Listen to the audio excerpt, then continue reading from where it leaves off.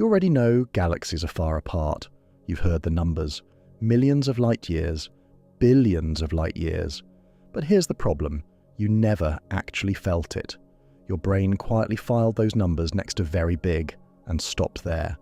Those distances aren't just large. They're a completely different category of reality. A category where light itself feels slow, where empty space carries weight, history, hidden structure, and invisible matter, holding everything together. Where distance doesn't just separate galaxies, it permanently erases them. Tonight, you'll understand exactly why the gap between galaxies is incomparably worse than you ever imagined. Now get yourself comfortable, hit subscribe, we begin. Every star you have ever seen with your bare eyes, on the clearest night, from the darkest place you have ever stood, belongs to one galaxy. Ours. Every constellation, every point of light that ever made you feel small. All of it. One galaxy, out of an estimated 2 trillion. The night sky is not a view of the universe. It is a view of our neighborhood. And our neighborhood, by the real standards of what lies beyond it, is almost painfully small. Before we can go any further, we need to be precise about one unit of measurement, because everything that follows depends on it. A light year is not a measure of time, it is a measure of distance. Specifically, the distance that light travels in one full year. And light moves at roughly 300,000 kilometers, or about 186,000 miles, every single second. In 1 second, light could circle the entire Earth more than 7 times. In 8 minutes and 20 seconds, it reaches the Sun from here.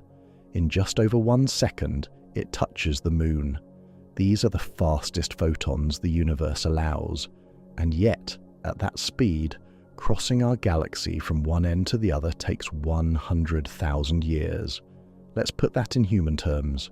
Our entire recorded history, every written civilization, every war, every dynasty, every empire, spans roughly 5,000 years.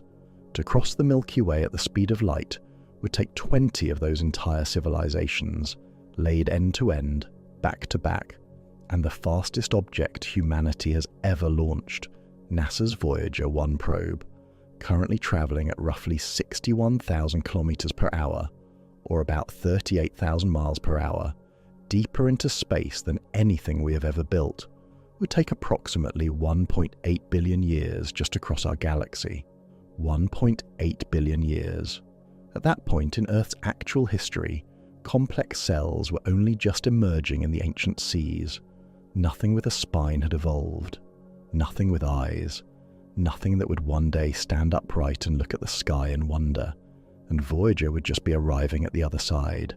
That is the Milky Way. Just our galaxy. Galaxies are not randomly scattered across space like seeds thrown from a careless hand. They cluster together under gravity, bound into tight families, groups and chains. And between those clusters lie enormous, yawning intervals of near absolute emptiness. Our galaxy belongs to a family astronomers called the Local Group.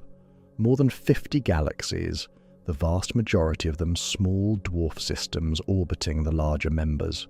The two heavyweights of this family are the Milky Way and its nearest large companion, the Andromeda Galaxy. And Andromeda is where intuition first truly breaks. You can actually see Andromeda from Earth, no telescope required. On a dark, clear night, it appears as a pale, diffuse smear in the sky, smaller than your thumbnail held at arm's length. That unremarkable smudge contains 1 trillion stars. Andromeda sits approximately 2.5 million light-years away. Not 2.5 million kilometers, not miles, light-years. That means the light crossing the void between Andromeda and your eyes tonight has been traveling for 2.5 million years. In terms of Milky Way diameters, Andromeda is roughly 25 of those diameters away. Imagine placing the Milky Way on a table as a dinner plate. Andromeda would be another dinner plate sitting 25 plate widths away at the far end, with nothing but dark, nearly empty table between them. The gap in real numbers is approximately 23.5 quintillion kilometers, or about 14.5 quintillion miles. A quintillion is a 1 followed by 18 zeros. That gap is unbridgeable by any technology we can conceive. At Voyager's current speed, reaching Andromeda would take roughly 44 billion years. The universe is only 13.8 billion years old.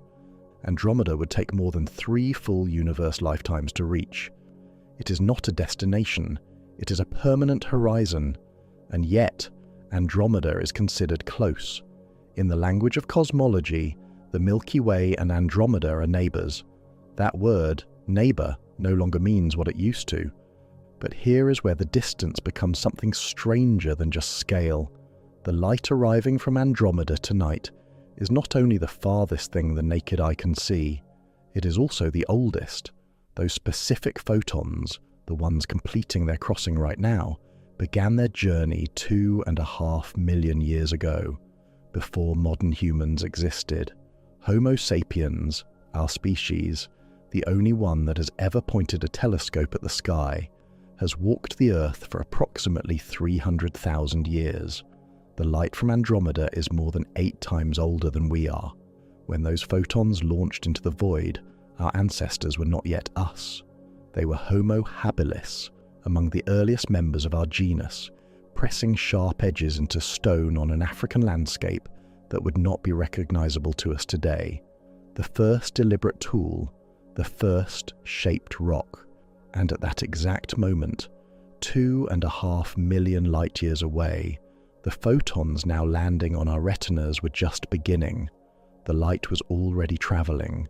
It was travelling through every ice age, through the emergence of modern humans, their migrations, their first fires, through every civilization, Mesopotamian, Egyptian, Greek, Roman, and every one that rose and fell before written record even began. It was travelling when the first cities were built, and still travelling when they were abandoned. And now it is arriving. Those ancient photons are completing their crossing and landing on the eyes of people sitting in the dark, watching a video about space. Distance, out here, is time made physical. When we look at Andromeda, we are not seeing what Andromeda looks like. We are seeing what it looked like 2.5 million years ago. Whatever Andromeda looks like right now, in this actual present moment, we will not see it for another 2.5 million years. By then, our sun will be noticeably older. Life on Earth, if it persists, will be unrecognizable to us, and Andromeda will finally reveal itself as it appears today. Looking out across intergalactic space is not observation. It is archaeology. For a moment, imagine you are there, not in Andromeda, not in the Milky Way, but in the space between them, roughly halfway across the crossing, inside the void itself. Picture yourself in a perfectly transparent vessel, far from any star, suspended in the interval between 2 galaxies. In every direction, absolute darkness, except for 2 faint luminous smudges hanging in the black. Behind you, the Milky Way, a pale spiral band of light, its arms barely distinguishable at this distance, more like a softly glowing cloud than the galaxy you know from diagrams.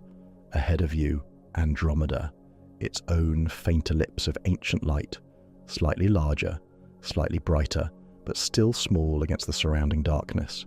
Between you and both of them, nothing visible, no stars, no dust, no gas your eyes could detect, just black in every direction, stretching for over 1 million light years in each dimension, and through that vessel, through your body, through every cubic centimeter of the space around you, ancient photons from the early universe would be passing, invisible, in all directions at once.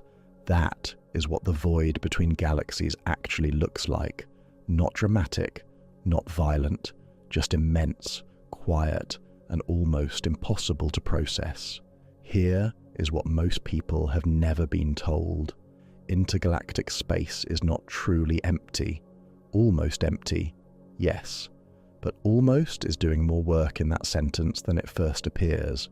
The material filling the space between galaxies is called the intergalactic medium, an ultra-thin, diffuse plasma composed primarily of hydrogen and helium, the lightest elements in the universe, stripped by heat and radiation into bare nuclei and electrons drifting in near isolation.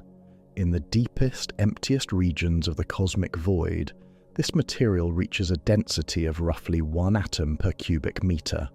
Picture a cube 1 meter on each side, roughly the volume of a small fridge. In the air of the room around you right now, that same cubic meter holds approximately 10 trillion atoms, 10 followed by 25 zeros. Now reduce that to 1. 1 atom.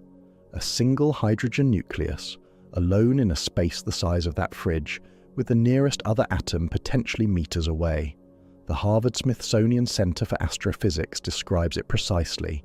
The intergalactic medium is less than 1/1000th of a billionth the density of air. That is not a misprint. That is not a rounding error. It is the actual ratio between the air in this room and the emptiest space the universe contains. Even the interstellar gas within a galaxy, already a near vacuum by any Earth standard, is 1,000,000 times denser than the void between galaxies.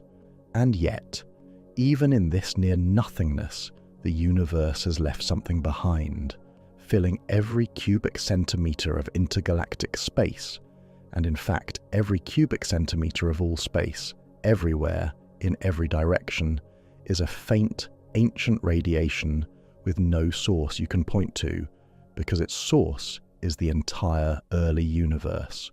Astronomers call it the cosmic microwave background, or CMB. Think of it as the oldest light in the observable universe. Photons released approximately 380,000 years after the Big Bang, when the cosmos cooled enough for electrons and protons to finally combine into neutral hydrogen atoms, and for the first time in the universe's history, light could travel freely without being immediately absorbed. Those photons have been crossing the expanding universe ever since, cooling and stretching as space itself expanded around them. Today, the CMB registers a temperature of precisely 2.725 Kelvin. That is 2.725 degrees above absolute zero, the theoretical point at which all molecular motion ceases entirely. To feel what that means, your home freezer runs at roughly 255 Kelvin. The surface of the sun burns at approximately 5,800 Kelvin. Liquid nitrogen, cold enough to shatter rubber, sits at around 77 Kelvin. The CMB, at 2.725 Kelvin, is colder than anything that occurs naturally on Earth's surface by an enormous margin. It is the faintest thermal whisper the universe produces, and it is everywhere. Right now, in this room, wherever you happen to be sitting, ancient photons from the birth of the universe are passing through you, not from one direction, from all directions simultaneously. You cannot see them, you cannot feel them, but they are there, flooding every corner of the void between Andromeda and the Milky Way, every corner of the local group, every corner of the observable universe in every direction. In 1964, 2 radio astronomers named Arno Penzias and Robert Wilson were working at Bell Telephone Laboratories in Holmdel, New Jersey. They had access to a large horn-shaped antenna originally built to relay satellite communications. When Bell Labs moved out of that business, Penzias and Wilson repurposed the antenna for radio astronomy. Almost immediately they found a problem. The antenna was picking up a persistent low-level hiss, a microwave noise arriving equally from every point in the sky, at every hour of the day, in every season. It refused to go away. They eliminated every possible source of interference they could think of. They checked the electronics. They inspected every component. They noticed that 2 pigeons had been nesting inside the antenna, leaving deposits on the inner surface. They removed the pigeons, cleaned the interior carefully, and pointed the antenna back at the sky. The hiss remained. What Penzias and Wilson had accidentally stumbled into was the oldest light in the observable universe. The cooled, stretched afterglow of the Big Bang itself, arriving from everywhere at once, filling even the deepest cosmic void with its barely there warmth. Their discovery earned them the Nobel Prize in Physics in 1978. Unlike starlight, which fades and dims and scatters as it crosses the void, the CMB does not come from a point. It comes from everywhere, all at once. The 2.5 million light-year crossing between here and Andromeda is saturated with it. The emptiness between galaxies is not silent. It has a temperature. It has an ancient signal woven through every particle of its near-nothingness. This is the reframing that changes what we are actually looking at. When we say Andromeda is 2.5 million light-years away, we are not simply stating how far something is. We are describing an environment, one with a physical density, a measured temperature, a history stretching back almost 14 billion years, and a faint but persistent radiation that fills every corner of even the deepest void. Distance, out here, is the name we give to an entire medium, one that connects galaxies not just geometrically but physically across ancient plasma, ancient light, and the slow pull of gravity across unimaginable intervals. The void between galaxies is not the absence of things. It is a place, an extraordinarily thin, extraordinarily cold, extraordinarily old place, but a place with structure, contents, and meaning that took decades of careful science to reveal. Distance is not empty. Distance is the environment everything exists within. And here is what makes this harder to sit with than it first appears. The Milky Way and Andromeda, separated by 25 of our own galaxy's diameters, qualify as neighbours. Our local family of galaxies, the local group, spans only about 10 million light-years, a modest bubble by cosmic standards. Beyond it, the distances do not simply continue, they compound. The universe organizes matter into a structure so vast, so geometrically strange, that the Andromeda crossing begins to look like the width of a hallway inside a cathedral.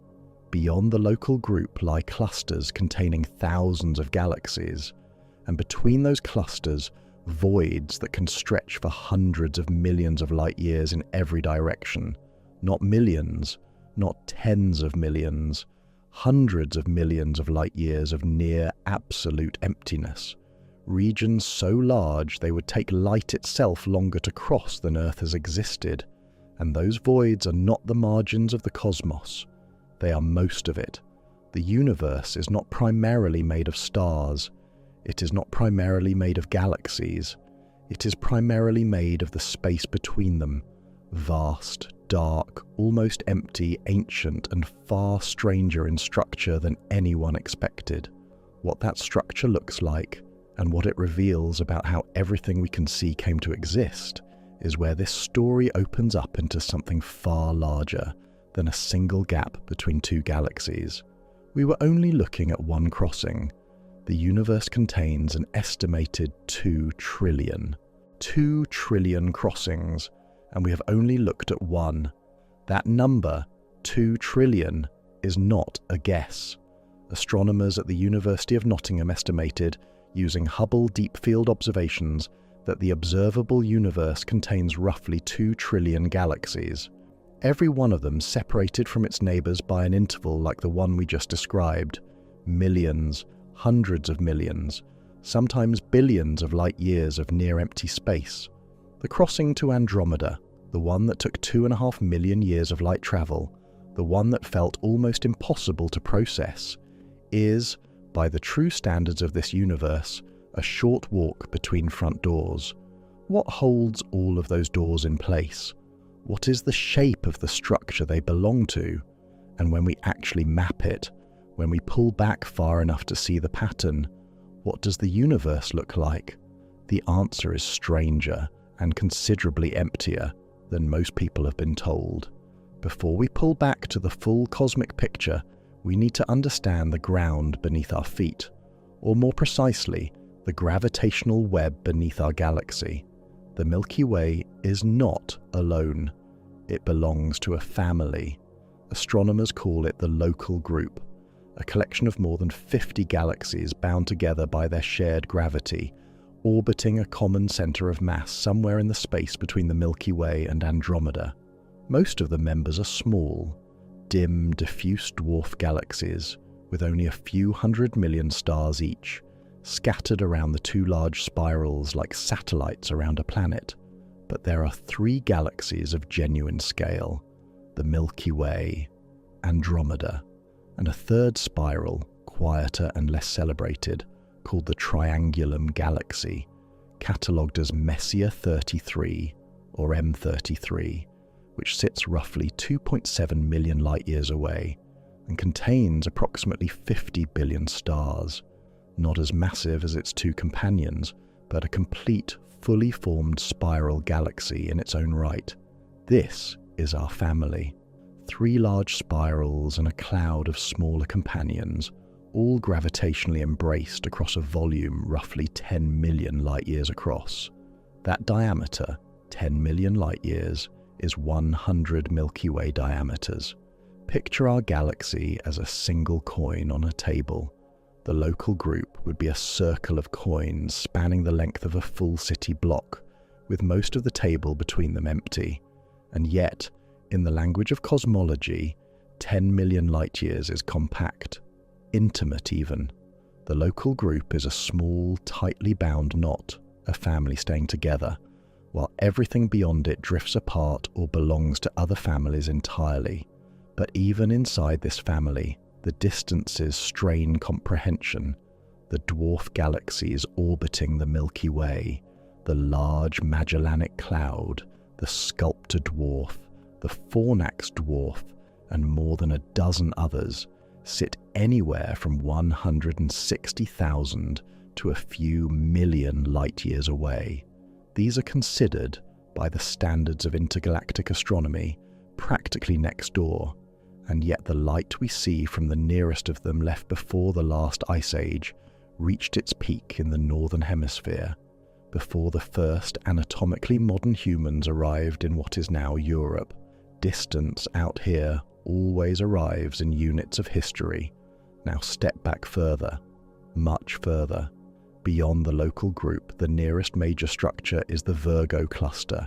It is a different category of object entirely, not a modest family of 50 galaxies, but a dense, seething concentration of more than 2,000 galaxies packed into a region roughly 15 million light-years across, all of them bound together by gravity and soaking in a halo of superheated gas.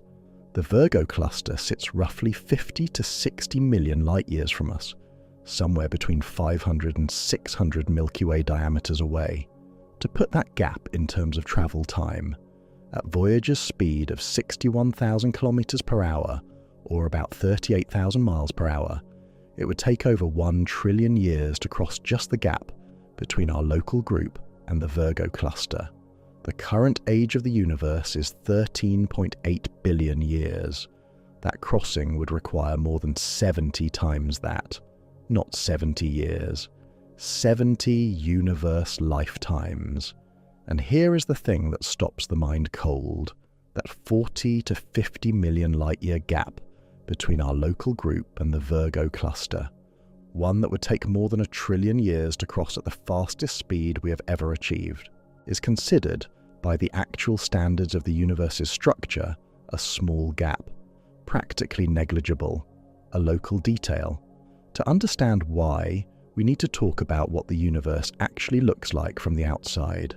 The universe, on the largest scales we can observe, is not a uniform fog of galaxies. It is not scattered randomly, like seeds thrown from a hand. The matter of the cosmos, every star, every galaxy, every cloud of gas, is organized into a single, connected, 3-dimensional structure that stretches across the entire observable universe. Astronomers call it the cosmic web, and that name, for once, is not hyperbole. To understand how it formed, you have to go back to the very beginning. In the first moments after the Big Bang, matter was distributed with extraordinary uniformity. Not perfect uniformity, nothing in physics ever is, but remarkably close. The tiny variations in density from one region to another were roughly 1 part in 100,000. Imagine filling an Olympic swimming pool with water until the surface is almost perfectly flat. Now breathe on it once, gently. The ripples that form, that tiny, barely perceptible unevenness, represent roughly the scale of the early universe's density differences. But gravity is patient. Over hundreds of millions of years, then billions of years, those tiny differences compounded. Regions that were even fractionally denser than their surroundings pulled in more matter, which made them denser still, which pulled in more matter again. Meanwhile, the slightly emptier regions lost what little material they had. Matter drained away from them like water running off a slightly tilted floor, flowing toward the denser regions, gathering in long threads and walls and knots of increasing complexity. What emerged, after nearly 14 billion years of this slow gravitational sculpting, is the structure we observe today, a vast cosmic web of filaments, long thread-like chains of galaxies stretching for hundreds of millions of light years, connected at dense intersections called nodes, where hundreds or even thousands of galaxies cluster together under enormous gravitational pressure. And between those filaments, between those nodes, spread the voids, immense, almost empty regions where matter was too sparse to gather, and where almost nothing was left behind. Think of it like a three-dimensional foam, or the interior of a loaf of sourdough bread held up to light. The bubbles are the voids. The thin walls between bubbles are the filaments and sheets. The points where those walls meet are the nodes, the clusters. And the bread itself, the bulk material, the substance, is mostly air, mostly nothing. The dimensions of the cosmic web dwarf anything we have discussed so far.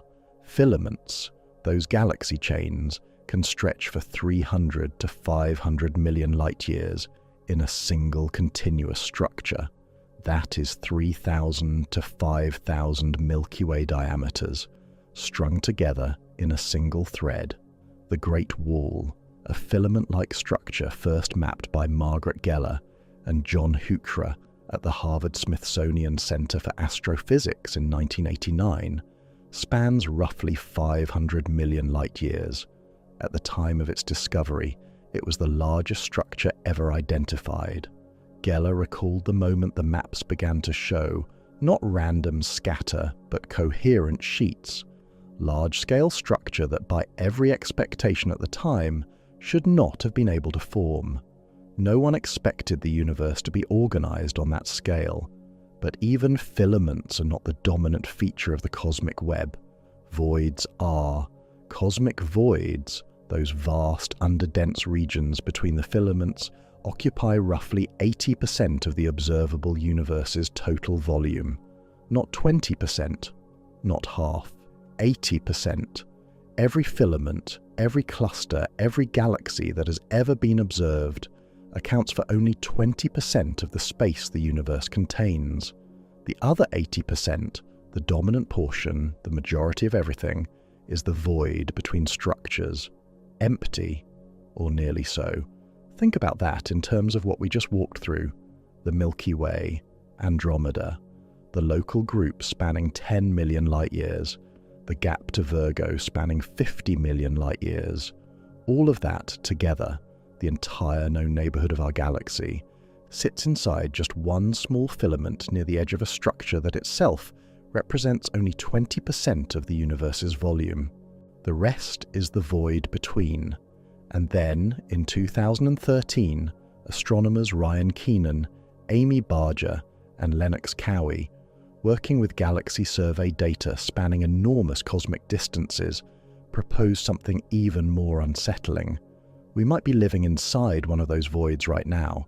The structure they identified is now called the KBC void, named for their initials, and if their analysis holds up under continued scrutiny, It is the largest cosmic void ever proposed, roughly spherical, approximately 2 billion light-years across. To cross it at Voyager's speed would take not 1 trillion years, not 10 trillion, roughly 35 trillion years, more than 2,500 times the current age of the universe. And we, along with the entire local group, the entire Laniakea supercluster, appear to be sitting somewhere near its center. Here is where the science becomes genuinely tense. The existence and precise scale of the KBC void remains scientifically debated. This is not a settled question. Some subsequent studies have found that the observed galaxy distribution is consistent with the void's proposed dimensions. Others have found the scale difficult to reconcile with our standard model of how the universe forms structure, raising the possibility that a void this immense should not exist within current cosmological understanding. Astrophysicist Indranil Banik and others have explored whether the void might even contribute to the Hubble tension, the puzzling discrepancy between different measurements of the universe's expansion rate. The reasoning is specific. Galaxies inside a large underdensity would experience a net gravitational pull outward toward the denser wall surrounding them, which could create the appearance of a locally faster expansion rate. If our entire neighborhood is inside such a void, our local measurements might genuinely look different from the global average. Not because our instruments are wrong, because our location is unusual. The KBC void has not been confirmed, but it has not been ruled out, and the question it raises, whether our observable position in the cosmos is statistically rare, tucked inside an enormous underdensity, sits unresolved at the frontier of modern cosmological debate. 80% of the universe's volume, nearly empty, billions of light-years across, some of it surrounding us right now, and within it, almost nothing, not quite nothing. That distinction still matters. Even inside the deepest cosmic voids, the occasional galaxy exists. Astronomers call them void galaxies, isolated systems that formed and evolved with almost no neighbors, no nearby companions to merge with, no external gravitational disturbances to trigger star formation, no interactions to strip away their gas. They are among the loneliest objects in the observable universe, and that isolation, surprisingly, has a consequence no one initially expected. Void galaxies tend to be gas-rich, active, still forming new stars at rates that cluster galaxies, surrounded by neighbors, constantly merging, constantly losing material in the turbulence of close encounters, often cannot sustain. Without the chaos of proximity, void galaxies evolve slowly, steadily, preserving the raw material for star formation across cosmic timescales. They are quieter than their cluster counterparts, and, in their quietness, more generative. Now imagine for a moment what it would mean to live inside one of those void galaxies. If you could safely stand on a planet within a void galaxy and look out at the night sky, the experience would be profoundly different from ours. On Earth, on a clear night, you can see the faint smudge of Andromeda, 2.5 million years of light arriving at your eye from another galaxy. The night sky here, however empty it appears, still contains that. In a void galaxy, deep inside one of those 80% of the universe regions, the nearest galaxy might be tens or even hundreds of millions of light years away. The night sky would be darker, the cosmic neighborhood almost unrecognizable. You would see more distant galaxy clusters glowing faintly at the void's edges, the same filaments and walls we mapped from here, but the immediate vicinity would be silence and darkness and almost nothing at all. No Andromeda, no Triangulum, no visible companions, just your galaxy, alone, inside the void, with ancient photons passing through from every direction. And yet, the structure would still be there. The filaments, the nodes, the web, it would still surround that solitary galaxy at the void center, just farther away than imagination comfortably allows. Here is what we now know, and why it matters more than it first appears. The universe is organized. The distances between galaxies are not random. They are the direct result of a gravitational process that began with the smallest possible unevenness and spent billions of years amplifying it into the structure we observe: filaments, nodes, walls, and voids, vast, near-empty regions that account for the overwhelming majority of all the space the cosmos contains. The biggest feature of the universe is not a galaxy or a cluster or a supercluster. The biggest feature is the emptiness between them, and that emptiness has shape, has history, and may even determine how we measure the universe itself. But here is what the architecture does not yet explain. We have been talking about distances as though they are fixed, as though the gap between the Milky Way and Andromeda, 2.5 million light-years, is a stable number, as though the 50 to 60 million light-year crossing to the Virgo cluster is something you could measure today and find unchanged tomorrow. That assumption is wrong. The distances between galaxies are not fixed. They are growing. The space itself, the void we have just spent this time exploring, the 80% of the universe's volume that lies between the filaments, is actively expanding. Every moment that passes, every galaxy beyond our local group is being carried further from us by the stretching of space itself, and the further away a galaxy already is, the faster that expansion is carrying it. The Virgo cluster is receding. The filaments of the cosmic web are spreading. The voids are widening. And at the furthest distances, for the most remote galaxies we can observe, that expansion has already produced a consequence so strange, so counterintuitive, that it changes the meaning of every distance we have discussed. Some of the light reaching us right now left its source at a time when that source was close enough to see. But the source itself, the galaxy, the filament, the structure that sent that light, has been carried so far away by expansion that it now sits beyond any boundary we can ever cross.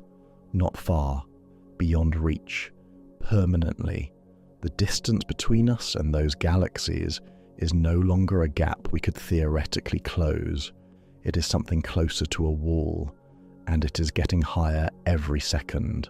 The architecture of the cosmic web is extraordinary, but the fact that the web is expanding, that every thread and void in it is slowly being stretched to distances from which nothing, not even light, can ever complete the return journey, is where this story becomes something far more difficult to sit with, because it means the universe we can see right now is already smaller than the universe that actually exists, and with every passing year, the portion we can observe is shrinking.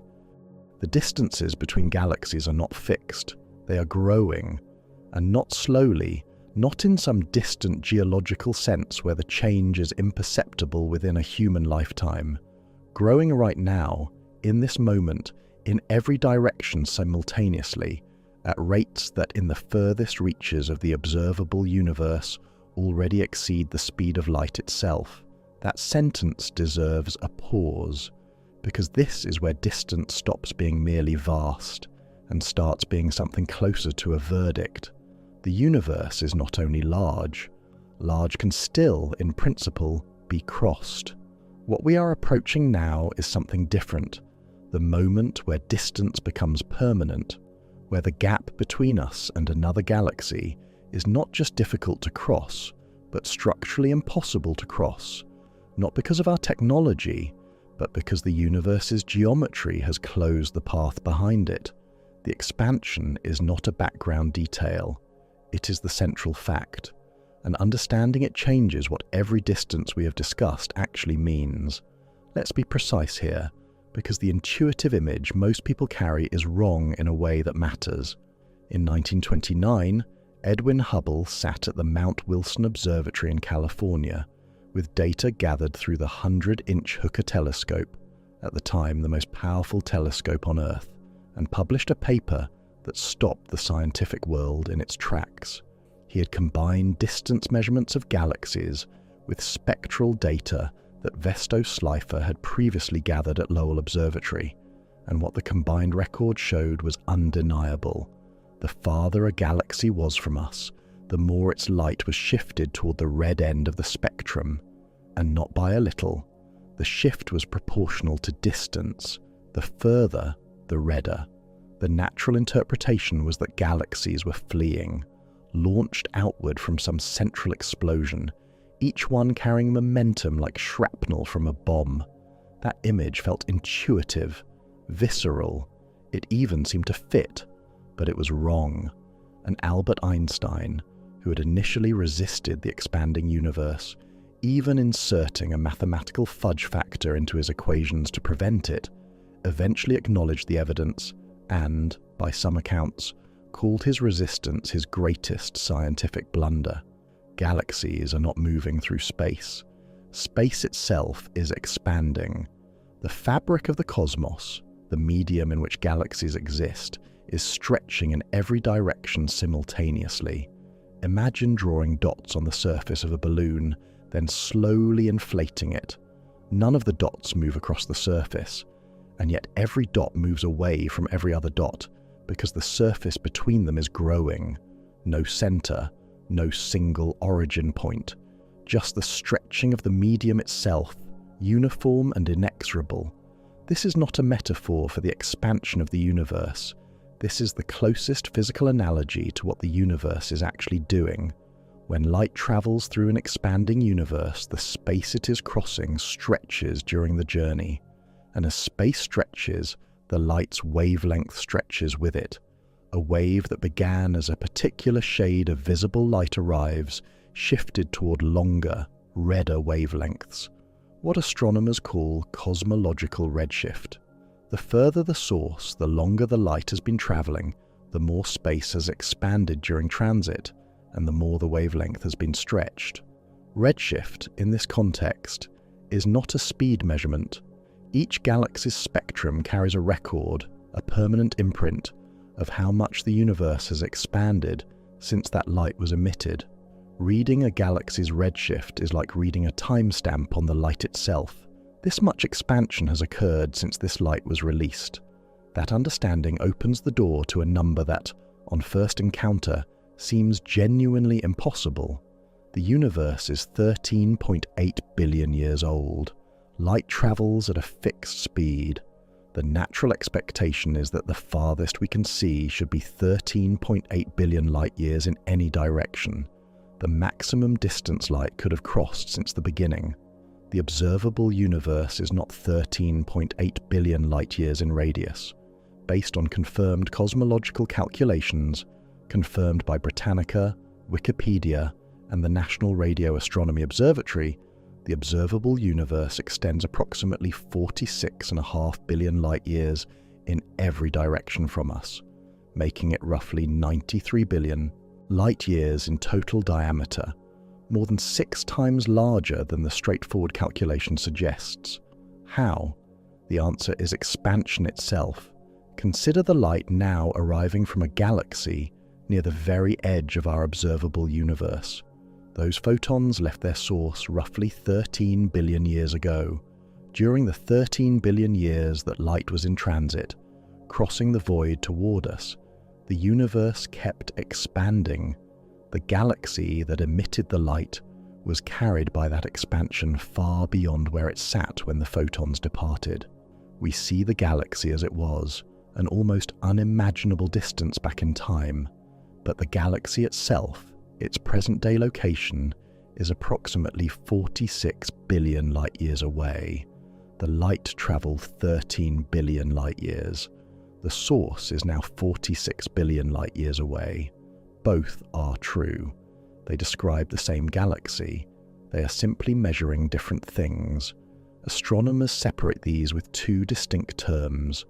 Look-back time is how long the light has been travelling, the window into the past. Co-moving distance is where the source actually sits today in the fully expanded universe. Confusing them is like receiving a letter from a friend who sent it from a city they have long since left. The address on the envelope is real. The address is also no longer where they live, And here is where the problem deepens into something genuinely unsettling. The observable universe, that 93 billion light-year sphere, contains the light that has been able to reach us since the beginning of cosmic time. Beyond that sphere, light has not yet arrived. The universe continues, almost certainly, possibly infinitely, but we cannot see it. Now add one more layer. As the expansion accelerates, driven by the force we call dark energy, a new and more important limit emerges. Not the boundary of what we can see from the past, a boundary of what we can ever receive a signal from now or in the future.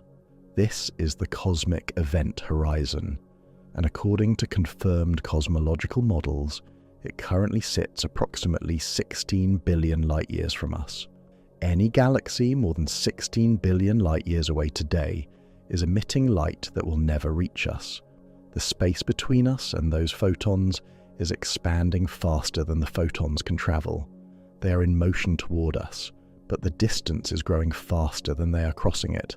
They will travel for billions of years and still fall short, forever. Think about what that means in terms of what we can see. Our observable universe reaches 46 billion light-years. Our cosmic event horizon, the zone from which today's light can ever reach us, sits at 16 billion.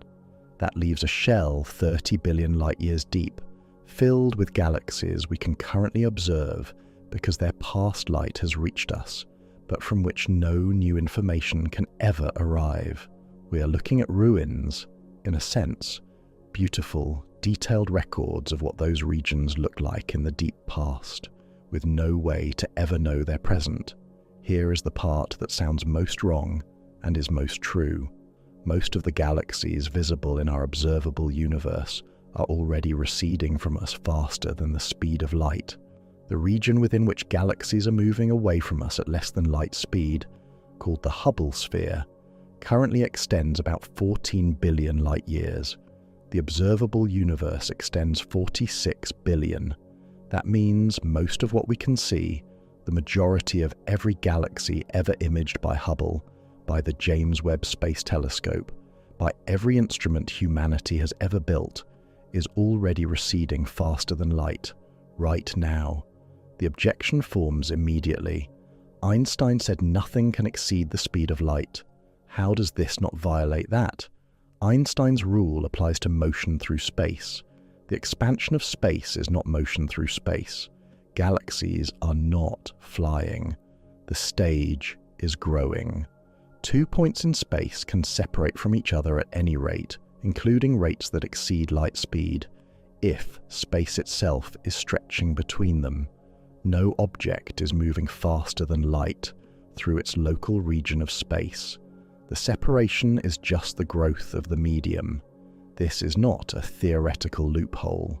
Every major observatory, every cosmological survey, every satellite mission we have run confirms it. The consequence is this: we can see galaxies that are already receding faster than light, because their light was emitted long ago, when they were much closer, and that light has spent billions of years crossing the expanding void to reach us. But any new light they emit today, from their present location receding faster than light, will never arrive. The connection is not two-way. The universe is already sending us signals from regions it will never hear from again. Distances are not fixed. They are growing. The growth is accelerating. The cosmic event horizon is already inside the observable universe. Most galaxies we can see are beyond permanent reach, and the acceleration shows no sign of stopping, unless something has changed. In 1998, 2 independent research teams made a discovery that earned them the Nobel Prize in Physics 13 years later. Saul Perlmutter's group at Lawrence Berkeley National Laboratory and Brian Schmidt and Adam Rees's team, working across multiple institutions, had been carefully measuring the brightness of Type 1a supernovae across the distant universe. Type 1a supernovae are stellar explosions that reach a consistent peak brightness, making them cosmic rulers, reliable enough to measure distance across billions of light-years. What the teams expected to find was that the expansion of the universe was slowing down. Gravity should have been pulling everything back, decelerating the outward motion. What they found instead broke the model completely. The expansion was speeding up. Distant supernovae were fainter than they should have been, meaning they were farther away than gravity alone could explain. Something was pushing space apart, overcoming gravity on the larger scales, and doing so more forcefully over time. They called it dark energy, a label for something no one has since explained. Perlmutter, Schmidt, and Rees collected the Nobel in 2011. The mystery did not come with them. If dark energy remains constant, if the force driving expansion holds its current strength indefinitely, the fate of the universe is settled. The acceleration continues. The cosmic event horizon holds near 16 to 17 billion light-years. Galaxies beyond that threshold are gone from our causal future, one by one, as the expansion carries them past the point of no return. The window into the wider cosmos gradually closes. But in March of 2025, a finding arrived that opened the question back up.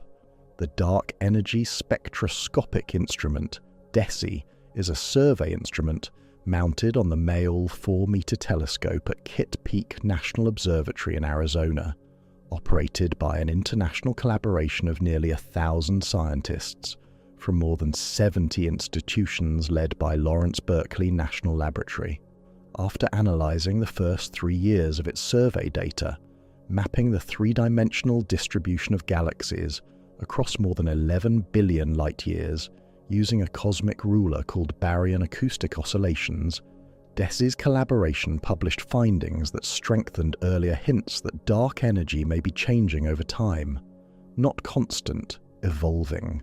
The signal was real enough that, in the words of the collaboration's own scientists, the evidence was strong enough to be taken quite seriously, but it fell short of the certainty required for a confirmed scientific discovery. Both possibilities remain open: constant dark energy, with the expansion accelerating on its current trajectory, or evolving dark energy, with consequences for the universe's future that current models cannot fully predict.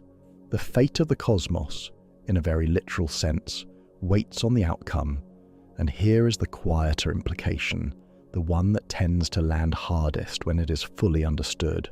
We happen to exist in a rare cosmological window. Right now, looking out at the sky, we can still observe the large-scale structure of the universe, the cosmic web, the filaments, the clusters, the ancient architecture that gravity assembled over billions of years. We can see galaxies tens of billions of light-years away. We can measure the cosmic web's shape, trace its filaments, identify its voids. The information is still arriving.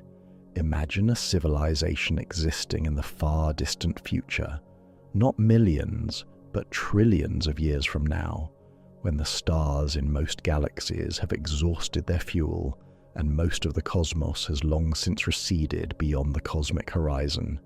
Any observers still present would find themselves inside what we might call the final remnant, the merged. Elliptical galaxy formed from the eventual collision of the Milky Way and Andromeda, a galaxy astronomers sometimes call Milkomeda, surrounded by a handful of gravitationally bound companions. Beyond that, apparent emptiness in every direction. Nothing visible at any distance. No cosmic web. No distant clusters. No evidence from observation alone that the universe was ever larger than what they can see. Those future observers, working only from what their instruments could detect, might reasonably conclude that their galaxy was the entire universe. The evidence that something larger ever existed would be gone, not hidden, gone, carried beyond every possible horizon by the expansion we are tracking right now. We are watching. They will not be able to. The expansion makes distance worse than distance. Every figure we have discussed, the 2.5 million light-year crossing to Andromeda, the 50 million light-year gap to Virgo, the billions of light years of the cosmic web, all of it exists against a backdrop that is actively measurably growing. The distances are not stable measurements, they are a process, and for the vast majority of the universe, they are already beyond the threshold where the process is reversible. But there is something we have not yet looked at directly. We have described what separates the galaxies. We have named the void, mapped its structure, watched its boundaries grow. But what is actually inside it? Not in broad terms, not the near nothing, the ancient plasma, the CMB, in real, specific, examined detail. Because the space between galaxies turns out to be considerably more occupied than the word empty has ever been allowed to suggest. Plasma, magnetic fields, particles crossing billions of light years, radiation from events that happened before Earth formed. The void has contents, strange ones, and some of those contents are being used right now to probe things that no telescope has ever directly seen. What fills the space between galaxies is the next question, and the answer is one of the stranger things modern astronomy has found. The void between galaxies is not empty. That much has been clear for decades, but the full inventory of what actually occupies that near nothing, what fills every cubic meter of the most desolate space the universe contains, turns out to be a stranger and more consequential list than anyone who first looked at the void expected to compile. Some of it can be detected with the right instruments. Some of it reveals itself only in the distortion of things we can already see. And some of it, the majority of it by mass, has never been directly detected at all. The space between galaxies is not a void. It is an archive, one written in wavelengths of light our eyes cannot read, in forces our instruments have never touched, and in a discrepancy between theory and measurement so large, it has been called the worst theoretical prediction in the history of physics. What is in there deserves a proper answer. Let's be honest about what we mean by almost empty. The material that fills intergalactic space is called the intergalactic medium. That name makes it sound like a defined, detectable substance. Something between things, but something real. And it is. Mainly ionized hydrogen and helium, the two lightest elements in the universe left over from the Big Bang's first few minutes, now spread so thin across such vast volumes that detection itself becomes a scientific challenge. At its average density, intergalactic space contains roughly 1 atom per cubic meter. Imagine a box the size of a household refrigerator. In that entire volume, on average, sits a single hydrogen nucleus. 1 proton, stripped of its electron by the heat of the universe, drifting alone. The nearest other particle might be meters away. At sea level, the air around you contains roughly 10 trillion molecules in that same volume. That is a 10 followed by 25 zeros. The Harvard-Smithsonian Center for Astrophysics puts it plainly. The intergalactic medium is less than a billionth of a billionth the density of air on Earth. Not in the ballpark. Not close. Incomparably thinner. And yet, the intergalactic medium is extraordinarily hot. At temperatures of millions of degrees Kelvin, the gas is far hotter than the surface of the Sun, which burns at around 5,800 Kelvin. The intergalactic medium runs at temperatures hundreds to thousands of times higher. How? Because gas heats up when it falls under gravity into the filaments of the cosmic web, and because ancient shock waves from galaxy formation and collision still ripple through these regions.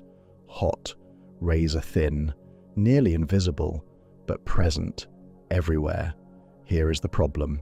Optical telescopes, the kind that gather visible light, the kind Galileo pointed at the sky, and the kind we've refined into instruments of extraordinary precision over 4 centuries, cannot see this material.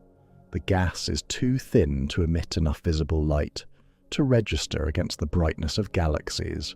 The intergalactic medium, for most of human history, was effectively invisible, but X-rays told a different story. Inside galaxy clusters, those dense nodes at the intersections of cosmic web filaments, where hundreds or thousands of galaxies orbit under shared gravity.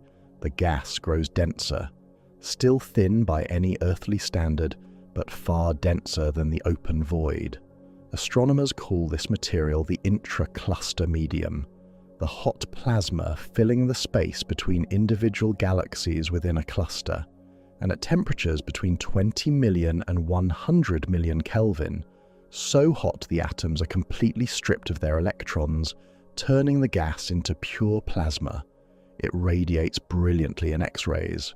100 million Kelvin. The surface of the Sun reaches about 5,800 Kelvin. The core of the Sun reaches roughly 15 million.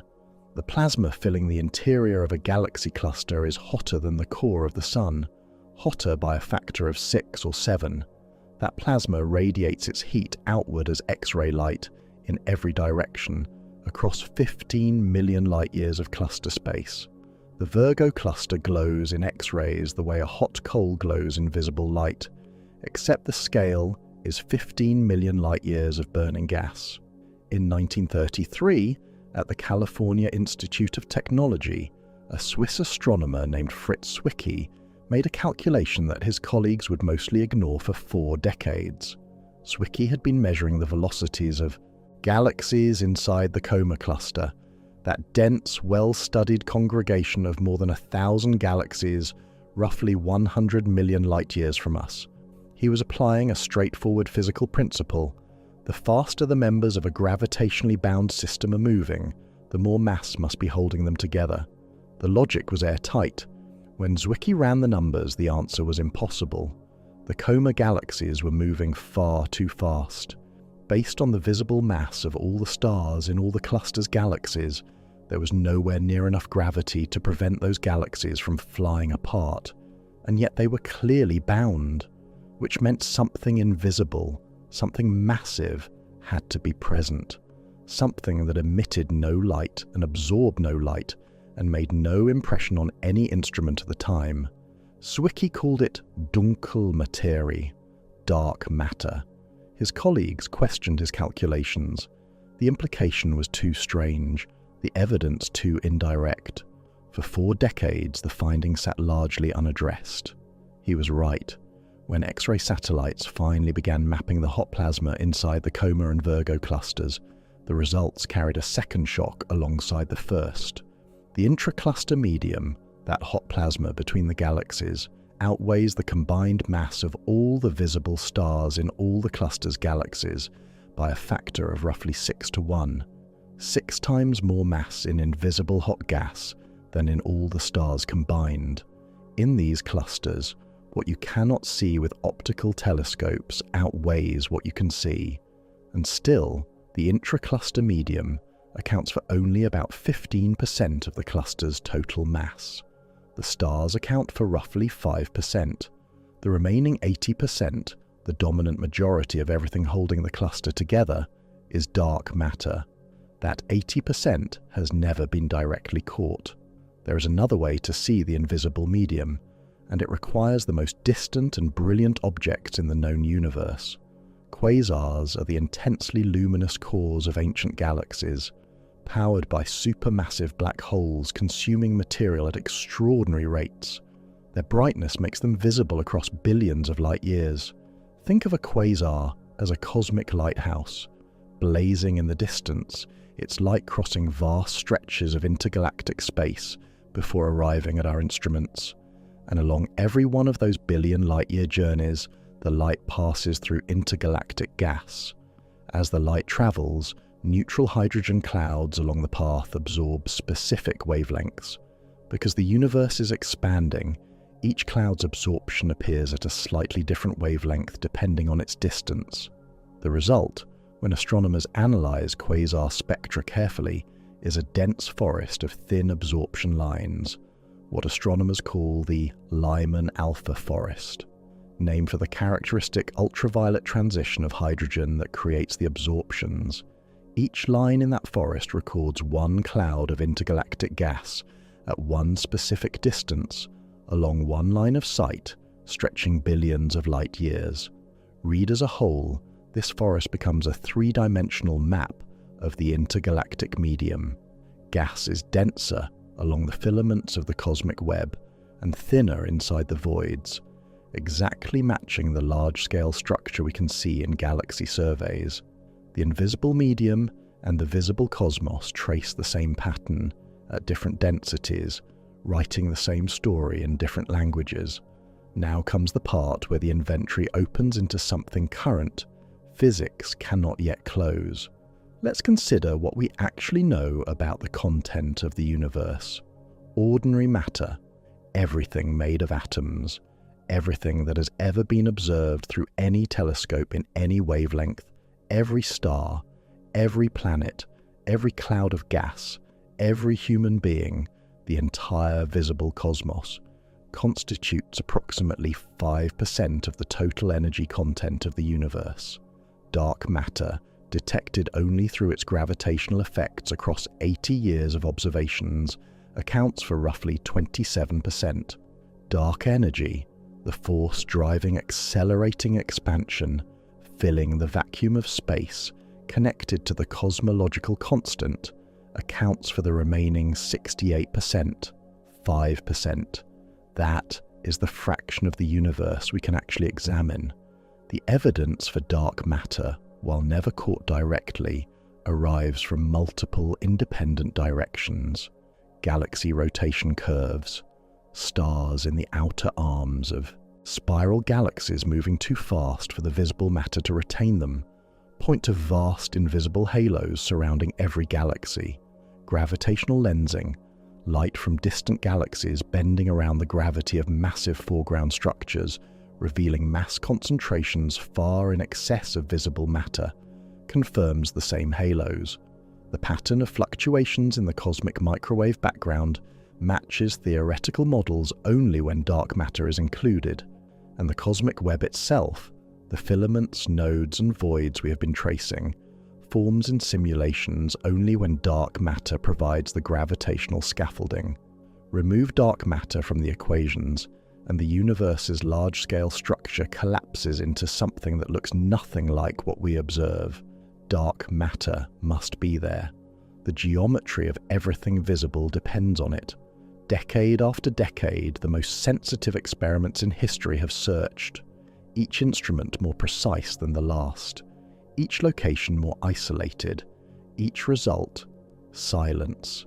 The large underground xenon experiment ran 1.5 kilometers, or nearly a mile underground at the Sanford Underground Research Facility in Lead, South Dakota, shielding 370 kilograms of liquid xenon from every known background radiation. No dark matter signal. The Xenon series, buried beneath almost 1,400 meters of rock inside the Apennine Mountains at Gran Sasso in Italy, scaled from 100 kilograms to over a ton of xenon. No signal. Panda-X, inside the deepest underground laboratory on Earth beneath 2,400 meters of rock in China's Jinping Mountains, ran equivalent searches. No signal. None. This is the heart of the mystery, an invisible substance that shapes every large structure in the observable universe, present in halos around every galaxy, responsible, according to our best models, for the entire architecture we have been describing, and completely undetected by any experiment designed to catch it. And then there is the deepest layer of the problem, the one that sits beneath dark matter and beneath the intergalactic medium, the one that connects the void itself to the most embarrassing number in the history of science. Dark energy, in the standard cosmological model, is identified with the vacuum energy of empty space, a property of space itself, present everywhere, even in the deepest cosmic void. Quantum field theory, the most precisely tested physical theory ever developed, makes a definite prediction about how large this vacuum energy should be. The prediction follows from the quantum fluctuations that theory requires to fill all of empty space, tiny, constant oscillations at every point in the vacuum. The predicted value and the observed value disagree by approximately 120 orders of magnitude, not 120%, 120 orders of magnitude. That means the prediction exceeds the observation by a factor of 1 followed by 120 zeros. Physicists describe this mismatch as the worst theoretical prediction in the history of physics, and as the largest discrepancy between theory and experiment in all of science, not in cosmology, in all of science. Both theories are extraordinarily well verified on the scales where they have been tested. Quantum field theory predicts the behavior of subatomic particles with precision that has been confirmed to extraordinary decimal places. General relativity predicts the motion of stars, galaxies, and gravitational waves with equal precision. And when you ask them both the same question, what is the energy density of empty space? They give answers that are 120 orders of magnitude apart. No one has resolved this. Notice for a moment the surface beneath you, the chair, the floor, the specific weight of your body pressing against it.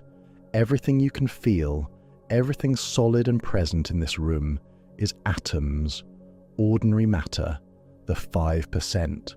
Right now, through you and through this room, cosmic rays are passing from intergalactic space, charged particles launched by violent events in distant galaxies, crossing hundreds of millions of light years before striking the atmosphere and showering downward. Tens of trillions of neutrinos from the sun and from ancient stellar explosions cross your body every single second without touching a single atom of you. If dark matter is real, and the evidence strongly suggests it is, then dark matter particles are drifting through these walls, through this room, through every cell of your body at this moment, and have been continuously for your entire life. Not one has ever been caught. The void is everywhere, including here. The inventory is extraordinary. The intergalactic medium, hot, thin, X-ray luminous plasma tracing the cosmic web. The intracluster medium, plasma in cluster environments that outweighs all the stars it surrounds. The Lyman Alpha Forest, a map of the universe's invisible gas, written in absorbed quasar light. Dark matter, the gravitational scaffolding of all large-scale structure, confirmed across 80 years of observation and never directly detected. Dark energy, the force driving accelerating expansion, connected to a theoretical mismatch that physics has not resolved. This is what the near nothing is made of, but every number in this inventory, every density, every temperature, every measured distance, every dark matter mass inferred from a galaxy cluster's velocity dispersion rests on a measurement, a careful, constructed, stepwise measurement, each one built on the one below, calibrated against something nearer, tested against something already known. The distances to galaxies are not simply discovered, they are assembled, rung by rung, from local certainties into distant inferences. And that ladder, the cosmic distance ladder, the chain of measurements that connects what is knowable close by to what is barely inferred across billions of light years, is one of the most audacious things human science has ever built. And it has a crack in it, a precise, well-documented, deeply unsettling crack that has resisted explanation for years, and that may ultimately require new physics to close. No ruler has ever spanned the distance between galaxies. No probe has travelled far enough to triangulate Andromeda directly. No signal has been sent to a distant cluster and bounced back.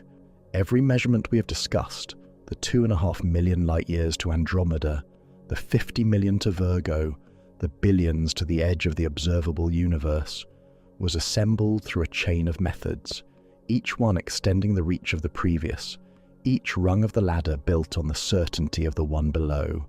That ladder is one of the most extraordinary intellectual constructions in the history of science, and it has a crack in it, a precise, well-documented, carefully verified crack that has survived years of scrutiny, that has not responded to better instruments, and that now stands as one of the most serious, unresolved problems in cosmology. Precision did not dissolve this problem. Precision revealed it. But to understand the crack, we have to understand the ladder. The core challenge is simple to state. Astronomical distances cannot be measured directly. No one can stretch a tape measure to Andromeda or watch a beam of light bounce back from the Perseus cluster with a stopwatch. So astronomers have spent over a century building an indirect measurement system, a chain of overlapping techniques, each calibrated against nearer objects, measured with greater confidence, each extending reach further into the cosmos. The metaphor is exact. A ladder. The lowest rungs are local, direct, and highly reliable. The higher rungs are indirect, dependent on assumptions, and potentially vulnerable to any error that propagated up from below. The entire structure stands or falls on the quality of the rungs at its base. The first rung is parallax, and it is the only measurement in astronomy that requires no assumptions about what a star actually is. Here is the principle. As Earth orbits the Sun, our viewpoint changes by about 300 million kilometers, roughly 186 million miles, over 6 months. From one side of the orbit to the other, nearby stars appear to shift very slightly against the more distant background, the same way a nearby tree appears to shift against a distant hillside as you move your head. The angular size of that apparent shift is called a parallax angle, and it encodes the distance directly. The smaller the shift, the farther away the star. Parallax is airtight. No assumptions about stellar physics, no models of how stars work. Just geometry, the oldest branch of mathematics, applied from a baseline we know precisely. The problem is scale. The shifts are extraordinarily small. For the nearest known star to our Sun, Proxima Centauri at roughly 4.2 light-years away, the parallax angle is less than 1 arc-second, 1/3600th of a degree. You could place 9,000 of those angles side by side before they added up to just 2 degrees. At the distances of most stars in the Milky Way, the shifts become vanishingly small, far beyond the resolving power of even the best ground-based telescopes. Then the European Space Agency launched a spacecraft called Gaia. Gaia launched in December 2013 and has been measuring stellar positions with a precision that would have been considered fantasy a generation earlier. As of its third major data release in 2022, Gaia had catalogued more than 1.4 billion stars with positional measurements of extraordinary accuracy, detecting angular shifts far smaller than what any ground-based instrument could distinguish. For the first time, parallax-based distances extended reliably across large portions of the Milky Way. A measurement method that once reached only a few thousand light-years now covers the galaxy. 1.4 billion stars, each one geometrically pinned to a known distance, but parallax still runs out at galactic scales. For anything beyond the Milky Way, we need the next rung. Picture a room in the Harvard College Observatory in the early 1900s. A young woman named Henrietta Swan Leavitt sits at a table covered with glass photographic plates, images of the night sky taken through the observatory's telescopes in Peru and delivered to Cambridge for analysis. Leavitt worked as what the observatory called a human computer, a title that tells you everything about the era and almost nothing about the talent required. Her pay was $10.50 a week. Her task was to identify variable stars, stars whose brightness changes over time, recorded in paired plates of the same sky field taken days or weeks apart. She was examining the small Magellanic Cloud, a satellite galaxy visible from the southern hemisphere, and she began noticing something in her data that nobody else had seen. The brighter variable stars, the ones appearing intrinsically more luminous, had longer periods. They took more days to complete their cycle from faint to bright and back to faint, and the relationship was not vague or approximate. It was clean, systematic, predictable. In 1912, she published the confirmed result: 25 Cepheid variable stars in the small Magellanic Cloud, each one obeying the same simple law. brighter stars cycling more slowly with mathematical regularity. She did not announce it with fanfare. The paper was formally signed by the observatory director Edward Pickering with a note that it was prepared by Miss Leavitt. It ran 4 pages, and it changed everything. Leavitt's discovery, now called the Leavitt Law, gave astronomers a cosmic clock that doubles as a ruler. Here is why. If you watch a Cepheid variable star and measure how many days it takes to complete one full brightness cycle, that period tells you how intrinsically luminous the star is. Compare that intrinsic luminosity to how bright the star appears from Earth, and the difference gives you the distance. A star that should be enormously bright but appears faint must be very far away. A Cepheid is not just a pulsating star. It is a distance announcement, broadcasting its true distance to anyone who knows how to read its rhythm. In 1923, Edwin Hubble found Cepheid variables in a region astronomers had long debated the nature of, a fuzzy patch of sky known as the Andromeda Nebula. Using photographs taken through the 100-inch Hooker telescope at Mount Wilson Observatory in California, still the most powerful telescope on Earth at the time, Hubble tracked individual pulsating stars inside that cloud of light. He measured their periods. He applied Leavitt's law. The result was unambiguous. Andromeda was not a nebula within our galaxy.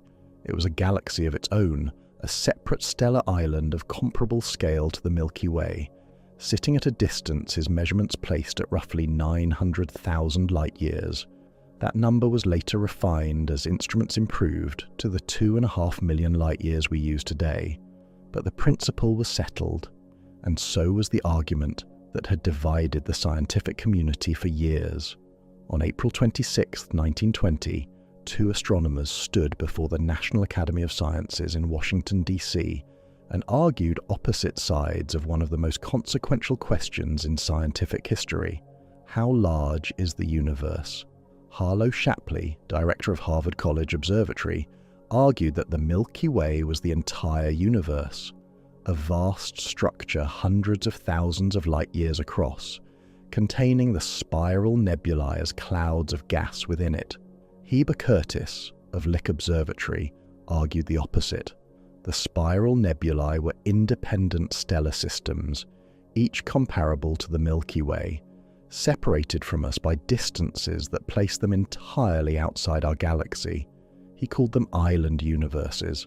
The debate was carefully argued. Both sides had evidence. Both had reasonable objections to the other's case.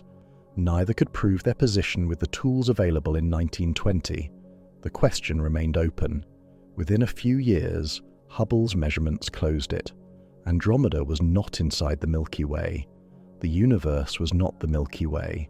The universe was an almost incomprehensible sea of galaxies, each a stellar island, separated by distances that made the Milky Way itself seem like a modest island in an infinite ocean.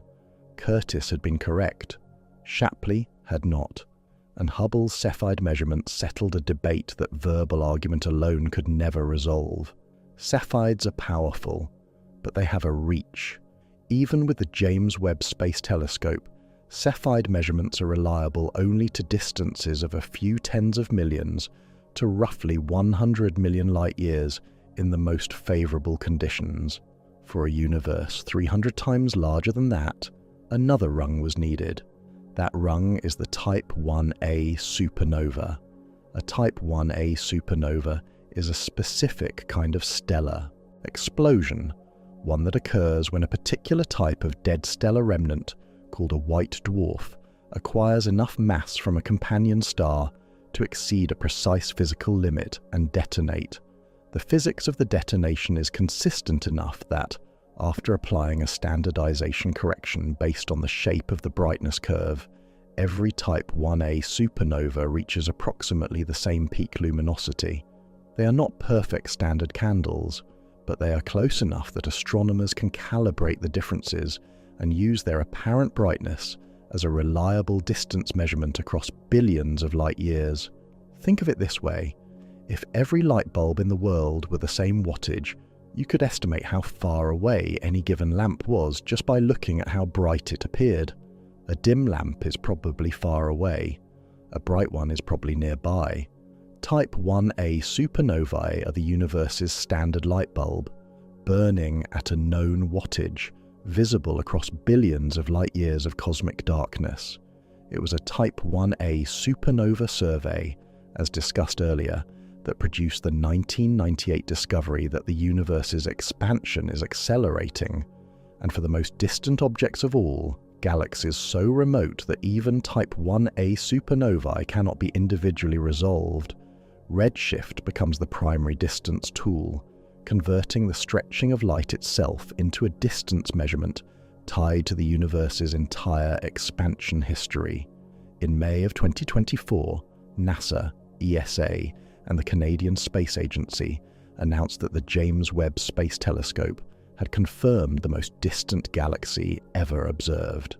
Named JADES GSZ140, the galaxy carries a redshift of 14.32, meaning its light has been stretched by the expansion of space to more than 15 times its original wavelength during the journey to us. That degree of stretching corresponds to a look-back time of nearly 13.5 billion years. We are seeing this galaxy as it existed just 290 million years after the Big Bang, when the universe was barely 2% of its current age. Consider what that means. The universe is 13.8 billion years old. This galaxy formed when the universe was only 290 million years old. That interval, 290 million years, is less than the age of our own solar system divided by 15. The universe had barely existed long enough to cool, form structure, collapse gas under gravity, ignite the first stars, and assemble something we could recognize as a galaxy. And JADES GSZ140 was already there, already massive, already remarkably luminous. This is where the James Webb Space Telescope has created a genuine puzzle for galaxy formation models. The number of large, luminous, well-developed galaxies found at extreme redshifts, appearing much earlier in cosmic history than standard models predicted, has prompted a significant reconsideration of how quickly the first galaxies assembled. The models are not broken, but the details require revision, and the revision is still being worked out. Everything described so far was built with extraordinary care, each rung of the ladder calibrated against the one below, each technique cross-checked against independent methods, each measurement error carefully tracked, and then two measurements of the same thing came back with different answers. Not slightly different, enough different that the statistical probability of the discrepancy being a coincidence is less than 1 in 3.5 million. The Hubble constant, the number that describes how fast the universe is expanding, named in honor of Edwin Hubble, can be measured in two fundamentally different ways. One method looks at the early universe, the cosmic microwave background, imprinted 380,000 years after the Big Bang, carries detailed acoustic patterns whose scale encodes the expansion rate. The Planck satellite's measurement of the CMB gives a Hubble constant of approximately 67.4 kilometers per second per megaparsec. A megaparsec is roughly 3.3 million light-years. So for every 3.3 million light-years of distance, the universe is expanding at 67.4 kilometers, roughly 42 miles, per second. The second method looks at the present-day universe. Cepheid-calibrated distances to nearby, galaxies, extended via Type 1a supernovae to greater distances, producing a local measurement of the expansion rate. The SHU's collaboration, the supernovae H0 for the equation of state of dark energy program, led by Nobel laureate Adam Rees at Johns Hopkins University, measures a Hubble constant of approximately 73 kilometers per second per megaparsec, 67.4 versus 73, a difference of about 9%. That 9% has survived every attempt to eliminate it. Both measurements have been refined using the James Webb Space Telescope, which addressed potential systematic errors in the Cepheid calibrations. The Hubble tension persists. The Deci-Baryon acoustic oscillation survey results are consistent with the lower Planck-derived value. The local distance ladder consistently produces the higher value. Both approaches are internally consistent. Both have been checked by multiple independent teams, and the two results disagree with a statistical significance that has now reached 5 to 6 sigma, the standard in particle physics for declaring a discovery. At 5 sigma, the probability that the discrepancy is a statistical accident is less than 1 in 3.5 million. Either something is systematically wrong with one measurement chain, an unidentified error that has so far survived every scrutiny, or the standard cosmological model is missing something fundamental. New physics, operating at some scale we have not yet identified. One possibility is that dark energy has different behavior in the early versus late universe. Another is that something affected the sound horizon in the early universe in ways we have not accounted for. Neither has been confirmed. The two sides stand at their respective numbers, both well measured, and watch each other across a gap that has not closed. Set aside the tension for a moment, not to dismiss it, but to appreciate what the ladder achieved before it cracked. A woman working for $10.50 a week at a table in Cambridge, Massachusetts, examining glass plates from the southern hemisphere sky, published a 4-page paper in 1912. That paper gave Edwin Hubble the tool to settle the most important debate in 20th century astronomy. That tool was refined and extended into a chain of measurements that now spans the observable universe, a cosmic yardstick reaching from the nearest star to galaxies that existed when the universe was barely 2% of its current age. The result is a coherent, detailed, measurable picture of a cosmos that would have been invisible, unknowable, and unmappable to every generation before us. And then, at the very edge of that extraordinary achievement, the two most precise measurements astronomers have ever made of the expansion rate came back incompatible with each other. The great debate of 1920 was settled within years. The tension in the Hubble constant has been deepening for over a decade. Edwin Hubble had his measurements. We have ours. And ours, for the moment, are doing something his could not, revealing not just the universe's scale, but a fault line running through our understanding of it. All of this, the ladder, the tension, the uncertainty, operates at cosmic scales, the farthest reaches, the statistical edge, but the distances we have been describing have a local face too. A neighborhood, a set of relationships that are not abstract at all, but violent, gravitationally active, and in several cases heading toward us. The Milky Way and Andromeda are not simply sitting at a fixed distance from each other, measuring themselves cosmologically. They are bound by gravity, and they are moving. The crossing that takes 2.5 million light-years of distance contains something the expansion of the universe does not override: the mutual pull of two enormous galaxies, each closing the gap at hundreds of kilometers per second on a trajectory that, over billions of years, ends in something neither will survive unchanged. The distance between galaxies in our own neighborhood is not only remarkable, in the long run, it is temporary. Andromeda is closing the gap at roughly 110 kilometers, 68 miles, every second. Not light years per year, not millions of kilometers per day. Every second of every hour, the distance between our galaxy and its closest large neighbor shrinks by the length of a small country. That is gravity working inside the local group, not expansion. Gravity. And it overrides everything the expansion of space is doing at larger scales, because within a gravitationally bound system, local attraction wins. The members of the local group are tied to each other across their 2.5 million light-year separations in a way that the rest of the universe simply is not. They will not drift apart like the distant filaments carried beyond reach by expanding space. They will, over immense time, pull closer. But what happens when they arrive? That question turns out to be far less settled than anyone assumed. Before moving deeper into the neighborhood, this distinction deserves a moment. Outside the local group, the expansion of space carries everything farther away, and nothing short of a gravitational bond strong enough to overcome it can stop that drift. Galaxies beyond a certain distance are receding because space is growing between them. But inside a gravitationally bound system, inside the local group, inside the Virgo cluster, inside any structure where the collective gravity of the members exceeds the separating force of expansion, the members stay together. They orbit each other.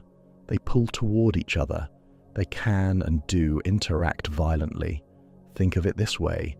A river is flowing downstream, carrying everything with it. But in an eddy, a circular pocket of water spinning against the flow, the motion is reversed and contained. The local group is an eddy in the cosmic current of expansion. The river flows around us. Inside our pocket, gravity runs the show. And gravity, inside this pocket, has already been doing its work for billions of years. For decades, the story of the Milky Way and Andromeda was presented as straightforward. Two massive spirals bound by gravity, closing the gap at measurable speed, destined to collide and eventually merge into a single large elliptical galaxy. The timescale was cited with apparent confidence, roughly 4 to 5 billion years give or take. Astronomers even gave the merged remnant a name, Milkomeda, and simulated what it might look like in detail. That story is now significantly less certain.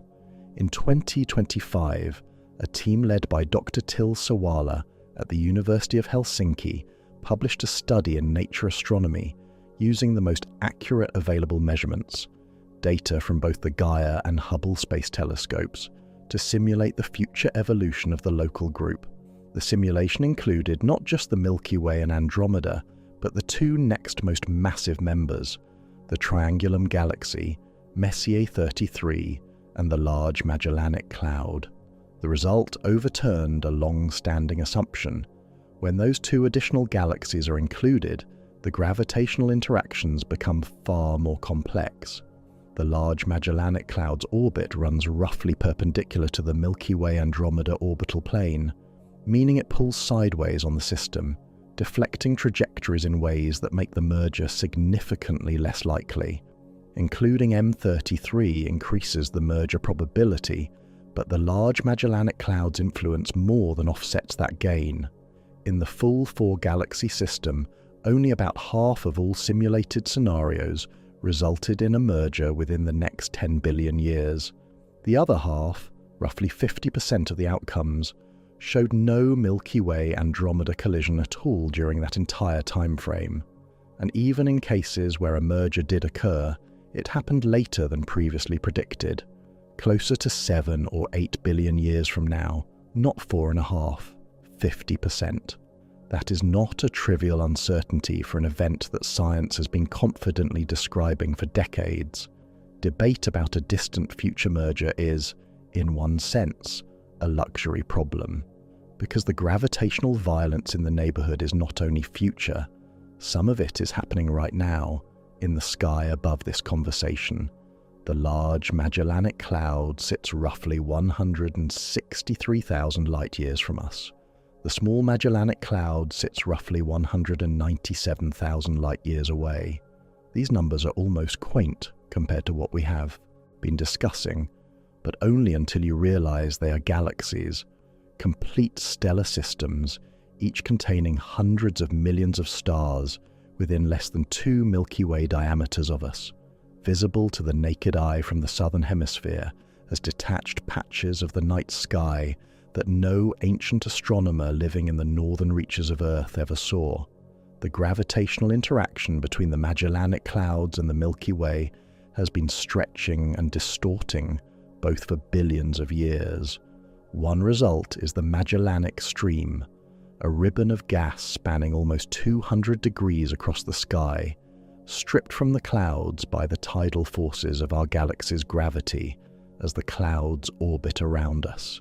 That stream extends from the clouds in one direction and leads ahead of them in the other, tracing their long orbital history like a wake behind a ship.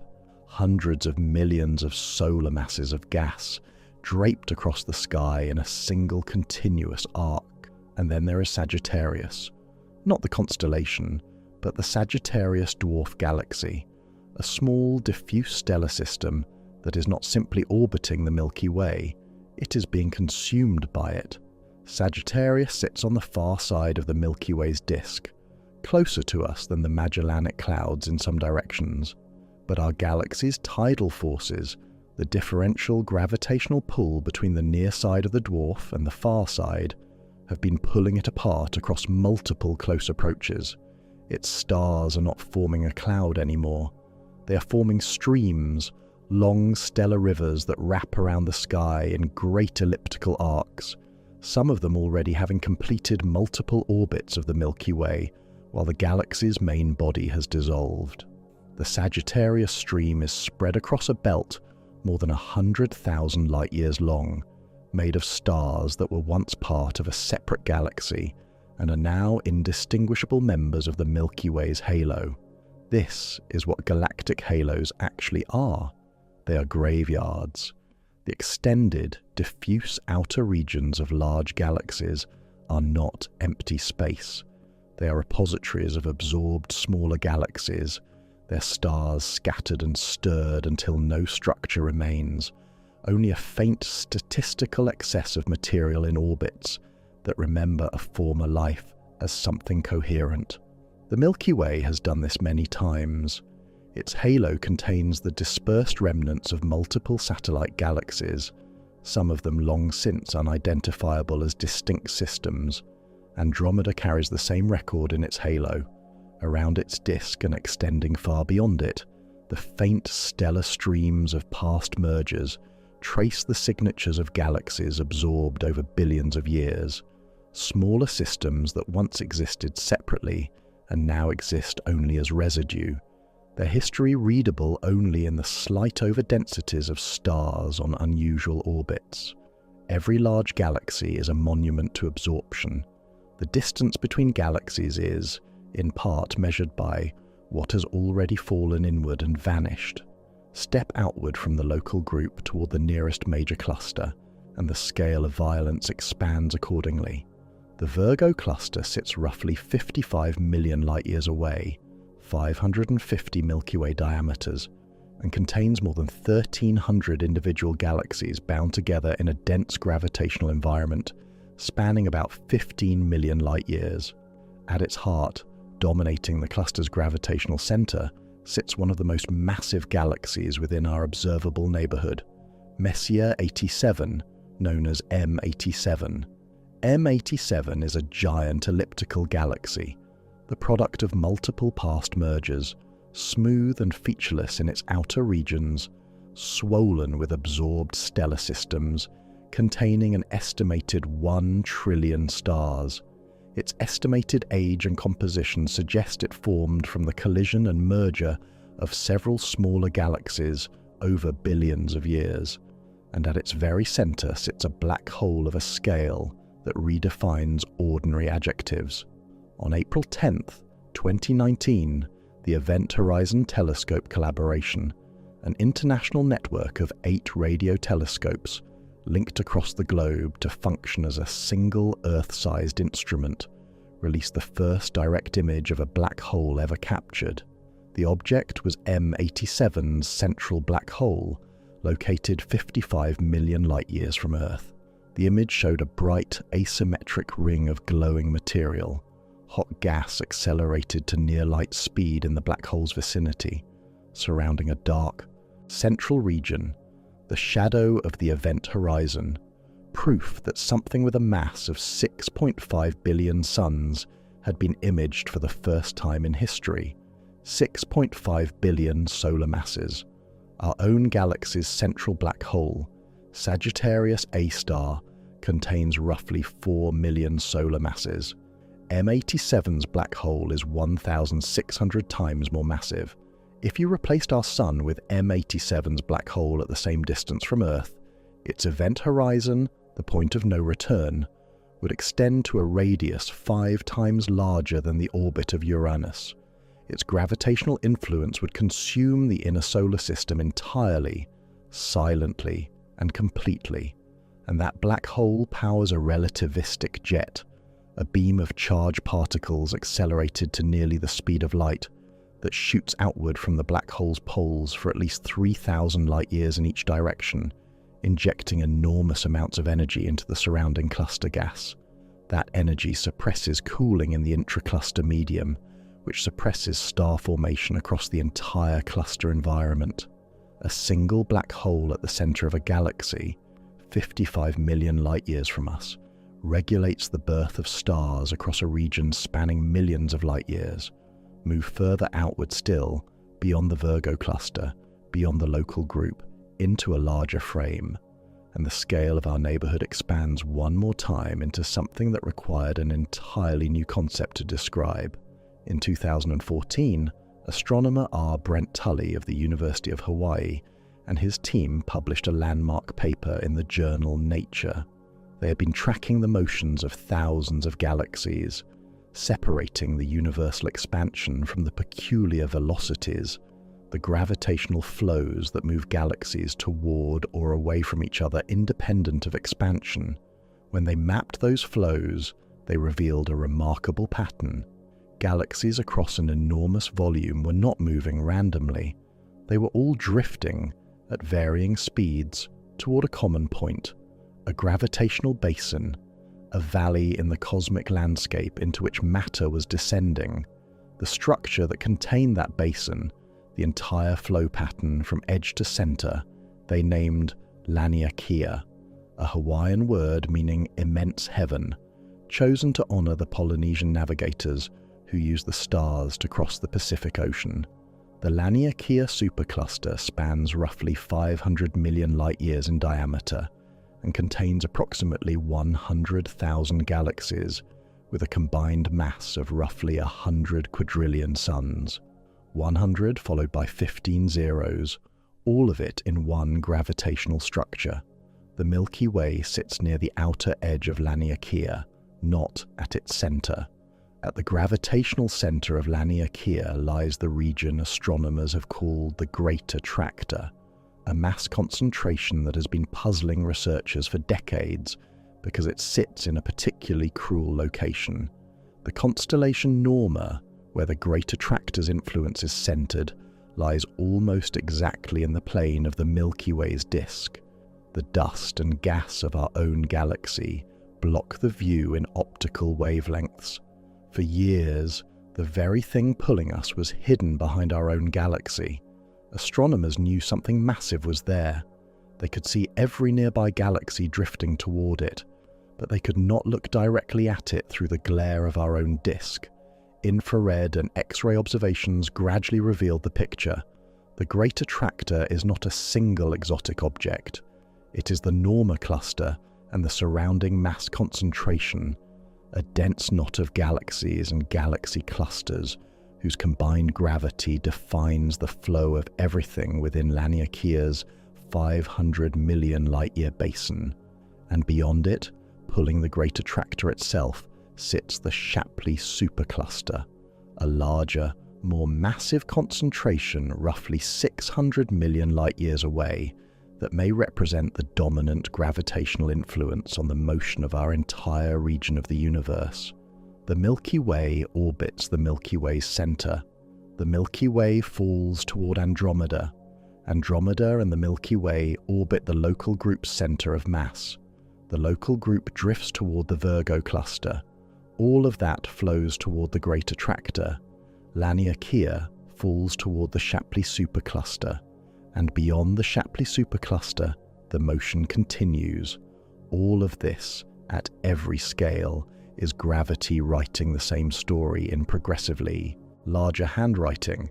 Everything described in this neighborhood, the approaching Andromeda, the tidal destruction of Sagittarius, the 6.5 billion solar mass black hole in Virgo, the 500 million light-year basin of Laniakea, the hidden great attractor pulling on everything we can see, constitutes a single node in the cosmic web, one knot, one intersection of one filament in a structure that, at the largest scales, extends in every direction for tens of billions of light years in all directions, and across all of it, across every void between every filament, across every gap between every galaxy, through the near nothing that comprises the overwhelming majority of the universe's volume, something is moving.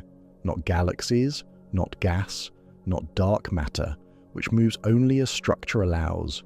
Particles, waves, information, light.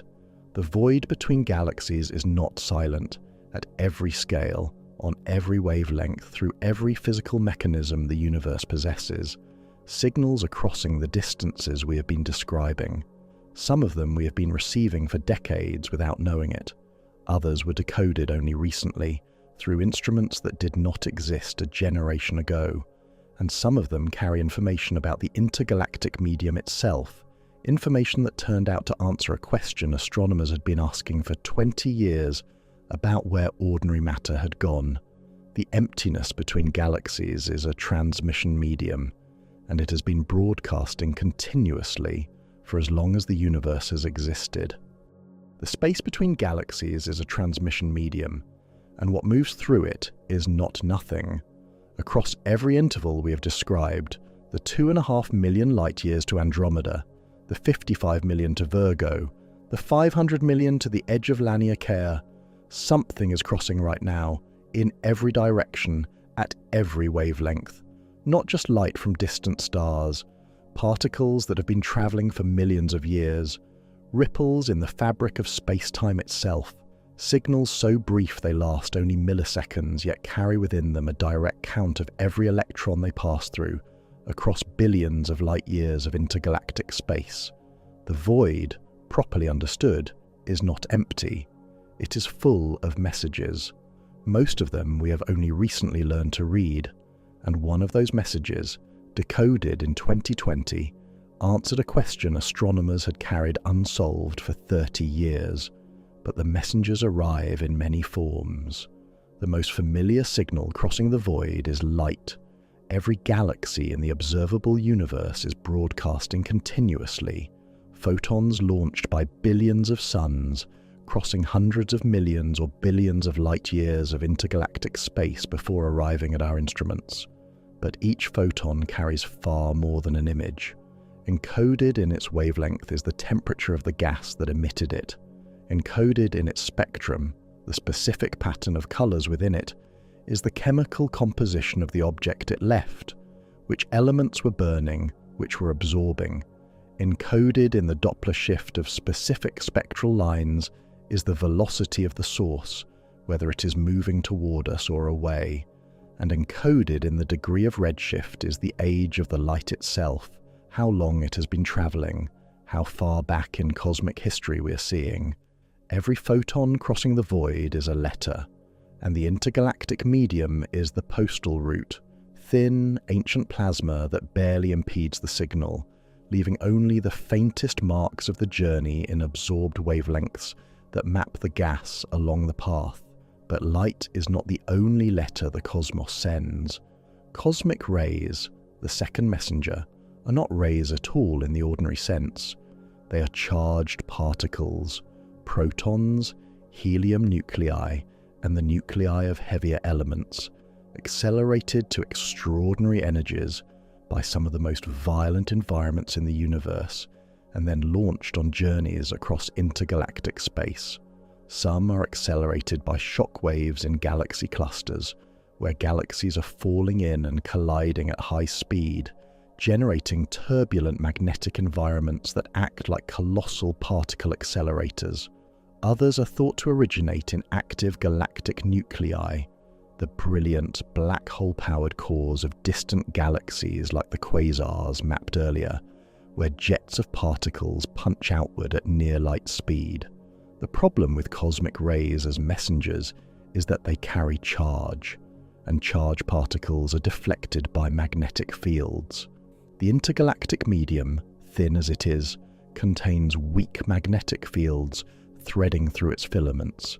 As cosmic rays travel, those fields bend their paths, gradually over enormous distances, so that by the time a cosmic ray arrives at Earth, the direction it came from tells us little about where it originated.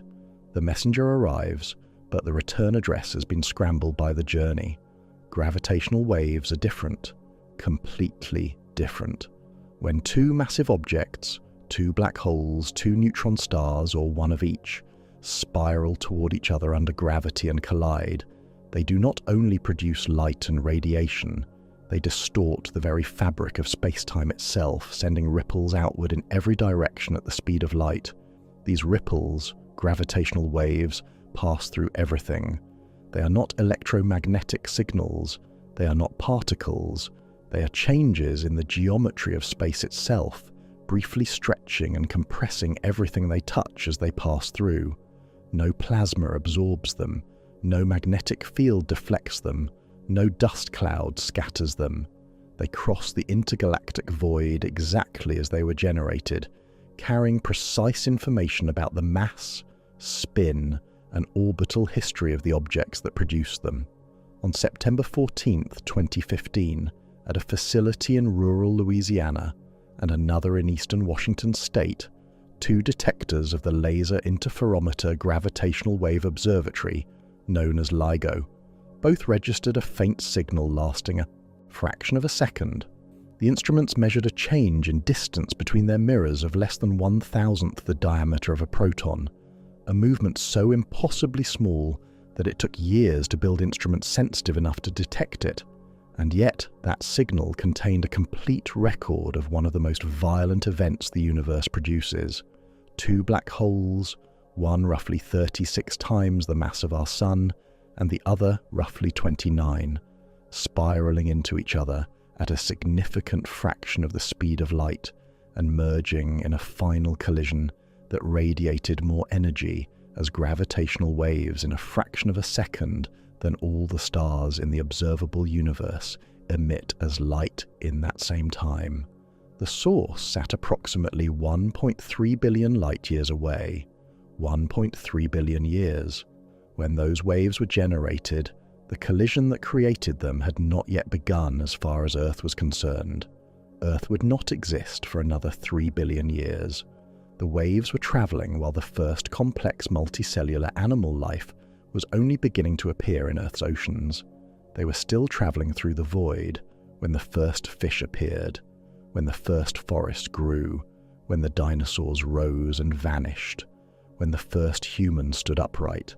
And on September 14, 2015, they completed their crossing of 1.3 billion light-years of intergalactic space and landed on two carefully prepared mirrors in a pair of concrete tunnels in the United States. This was not a metaphor. This was a measurement. Neutrinos are the third class of cosmic messenger, and in one sense the strangest.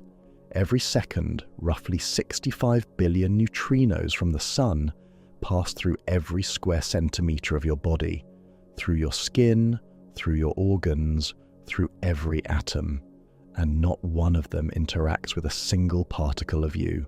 Neutrinos are so weakly interacting that a wall of solid lead, 1 light-year thick, would stop, on average, only about half of the neutrinos entering it. They are, in practical terms, unstoppable. For astronomy, this is both a limitation and a gift. The limitation: detecting them requires enormous underground instruments, like the Ice Cube Neutrino Observatory, a cubic kilometre of Antarctic ice, instrumented with thousands of sensors buried deep below the surface, that wait patiently for the extraordinarily rare moments when a neutrino does interact. The gift: high-energy neutrinos generated by violent events in distant galaxies, supernovae, active galactic nuclei, gamma-ray bursts, cross the intergalactic void without attenuation of any kind. They are not absorbed. They are not deflected. They carry their information intact across billions of light-years. And then there are the fourth messengers, the most recently decoded ones, the ones that solved a 30-year-old problem. Fast radio bursts, or FRBs, are among the most powerful phenomena astronomers have ever detected. In a single millisecond, a thousandth of a second, less time than it takes to blink, a single fast radio burst releases as much energy as the sun emits over several days. The burst arrives at Earth as a brief, intense pulse of radio waves, lasting such a tiny fraction of a second that most radio instruments would miss it entirely, if not specifically designed to catch it, and it arrives smeared. Here is what that means. When a radio pulse travels through plasma, different frequencies travel at slightly different speeds. Higher frequency radio waves travel marginally faster through the intergalactic medium than lower frequency ones. So a burst that began as a single coherent flash of radio energy arrives as a cascade, the higher frequencies first, the lower frequencies trailing behind, the whole pulse stretched in time by the plasma it passed through. The amount of stretching, what astronomers call the dispersion measure, is a direct count of the electrons the signal encountered along its entire path. Every free electron in the intergalactic medium between the source and the detector leaves its mark in the delay. Think of it as a fingerprint pressed into the signal by every atom of plasma it passed through. And because intergalactic plasma is thin but not zero, every fast radio burst that travelled billions of light years arrives with a measured delay that tells us, with surprising precision, how much ionized matter sat between us and the source. In 2020, astronomer J.P. McQuarrie and colleagues published a landmark paper in the journal Nature. They had collected a sample of localized fast radio bursts traced back to specific host galaxies with measured distances, and plotted the dispersion measure against the redshift. The result was a clean, predictable relationship. The farther the burst, the greater the dispersion. Exactly as expected, if the baryons, the ordinary atom-based matter that models predicted should fill the intergalactic medium, were actually there. This mattered enormously. For 30 years, astronomers had been unable to account for roughly half of all the ordinary matter the universe should contain, based on the Big Bang nucleosynthesis models and the cosmic microwave background. Stars, galaxies, gas clouds, everything they could see and measure added up to only about half of what theory predicted.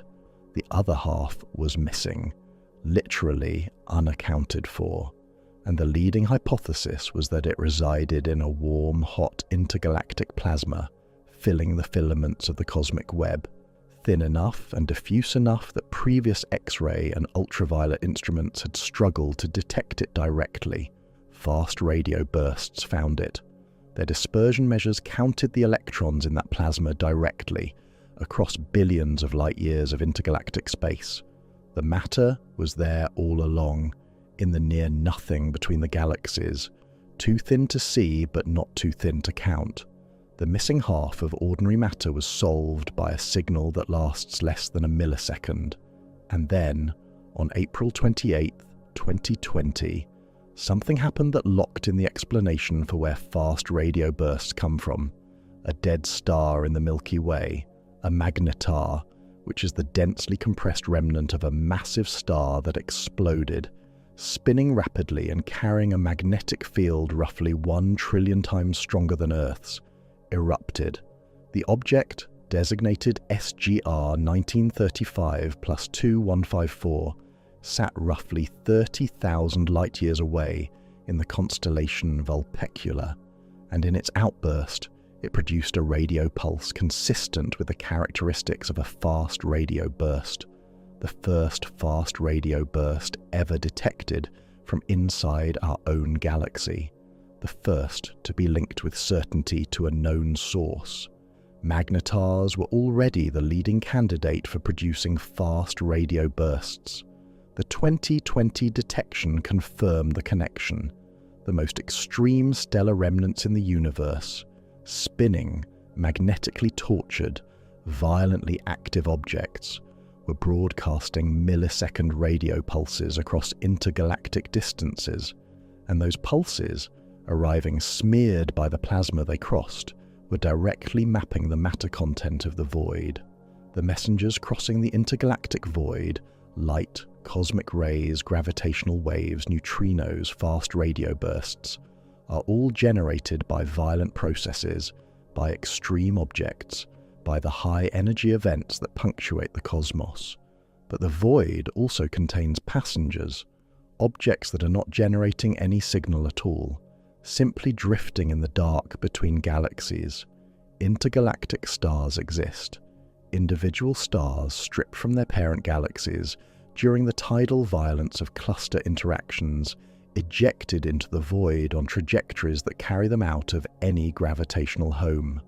In the Virgo cluster alone, observations suggest that between 10 and 15% of all stars may exist in the intracluster space between the galaxies themselves, not gravitationally bound to any single galaxy. 100 billion stars, possibly more, drifting through the cluster environment with no galaxy to call home. And beyond the cluster environments, in the true void between filaments, the possibility exists, not yet confirmed but physically reasonable, that rogue planets drift in genuine isolation. Planets ejected from forming star systems during gravitational interactions in young stellar clusters, launched on trajectories that carried them beyond even the halo of the galaxy they formed in, wandering in the deepest intergalactic dark.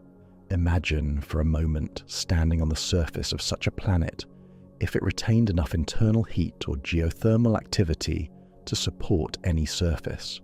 Looking up from that surface, you would see no stars, not a sky of reduced starlight, truly no stars. The nearest might be millions of light years away, invisible to any unaided eye, too faint even to confirm without instruments. In every direction, if you looked with an extremely sensitive telescope, you would see faint smudges, the distant glow of galaxies, some of them hundreds of millions of light years away, each one too dim and diffuse to illuminate anything. Just an absolute darkness, punctuated at intervals by things that are very far away, and yet passing through that surface, through that world, through everything on it, photons of the cosmic microwave background in every direction, gravitational waves from ancient mergers, neutrinos from violent events billions of light years away. The void is not quiet. The void just needs the right instruments to hear. 1 atom per cubic meter, less than 1/billionth of air, millions of light years of it, no visible landmarks, no star close enough to illuminate anything, and through it all, signals crossing at light speed, ancient, continuous, readable, everything that crosses the void, the light, the particles, the gravitational waves, the radio pulses that map the plasma between galaxies, all of it is a product of a universe that organized itself from something almost perfectly uniform into everything we have described.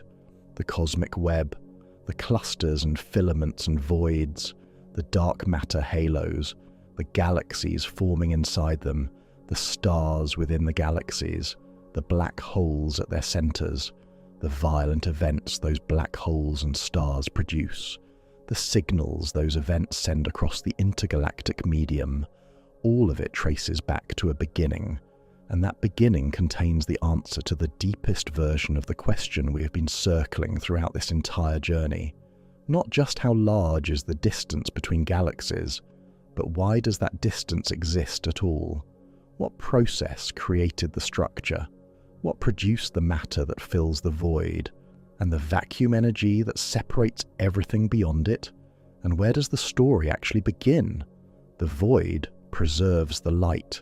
Ancient photons are still traveling.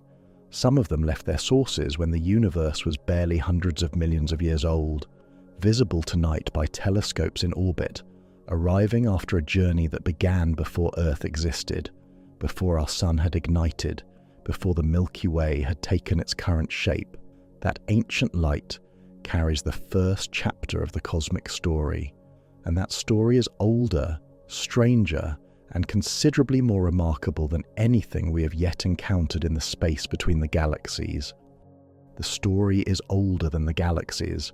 It is older than the stars, older than the first atoms that assembled into hydrogen clouds, older than any structure, any filament, any void.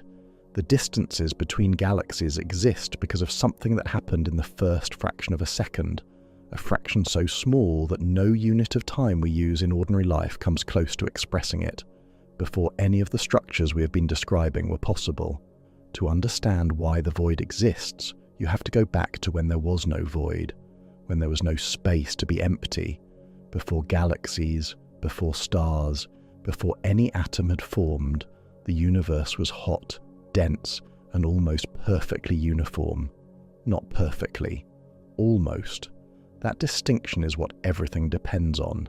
The universe in its earliest moments was a superheated plasma, smaller than a single atom, expanding with extraordinary speed. In its very first fractions of a second, during a period cosmologists call inflation, the universe is thought to have undergone a phase of exponential expansion so rapid that it grew by a factor of at least 10 to the power of 26 in an unimaginably small interval of time. That is an expansion by a factor so extreme it has no human analogy. Think of taking a single atom and stretching it until it is larger than the observable universe today. That is roughly the scale of inflation in reverse. Inflation, if it occurred as the leading models suggest, solved several deep puzzles about why the universe looks the way it does, why it is nearly the same temperature in all directions, why it is flat rather than curved, why no exotic particles dominate it. But perhaps its most consequential effect was something subtler. Inflation could not suppress quantum fluctuations, the inherent, unavoidable uncertainty baked into space itself at the smallest scales by the laws of quantum mechanics, and those fluctuations, infinitesimally small when they arose, were stretched by inflation to cosmic scales, tiny, nearly invisible, random, and those tiny quantum fluctuations became the seeds of everything. The universe after inflation was smooth, nearly uniform in temperature and density, but not perfectly so. Across the fabric of space, there were regions that were fractionally, imperceptibly denser than others.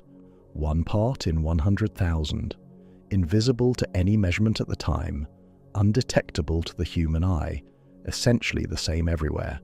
But over hundreds of millions of years, gravity took hold. Regions even fractionally denser pulled in matter from their surroundings. They grew denser still, they pulled harder. More matter flowed in, and the regions that had been fractionally thinner grew emptier. The process was slow by any human standard, billions of years of gravity doing what gravity always does, but the outcome was the universe we have been describing across this entire journey. The cosmic web, the filaments, the clusters at their intersections, the vast voids between them, the separation of 2.5 million light-years between our galaxy and Andromeda, the 50 million to Virgo, the 500 million across Laniakea, all of it, every distance, every void, every gravitational structure we have described, traces its origin back to quantum fluctuations from before the universe was a second old. Think about that for a moment. The space between the Milky Way and Andromeda is not a random gap. It is the expanded, gravity-sculpted echo of a quantum fluctuation so small it would fit comfortably inside a proton. The distance is not arbitrary. The distance is a fossil. For the first 380,000 years after the Big Bang, the universe was opaque, not dark, blindingly bright, but opaque in the way that the inside of a star is opaque, so dense and hot that photons could not travel more than a tiny distance before being absorbed and re-emitted. The universe was a fog of superheated plasma, and light could not cross it freely. At approximately 380,000 years after the Big Bang, The universe cooled enough for electrons to combine with protons and form stable neutral hydrogen atoms for the first time. The plasma cleared, the fog lifted, and light, the light that had been trapped and scattered and re-emitted continuously since the beginning, was finally free to travel. It has been traveling ever since. That ancient light is the cosmic microwave background. The photons, now registering at 2.725 Kelvin in every direction of the sky, were released in this moment, this single instant when the universe became transparent, and have been crossing the cosmos for nearly 13.8 billion years.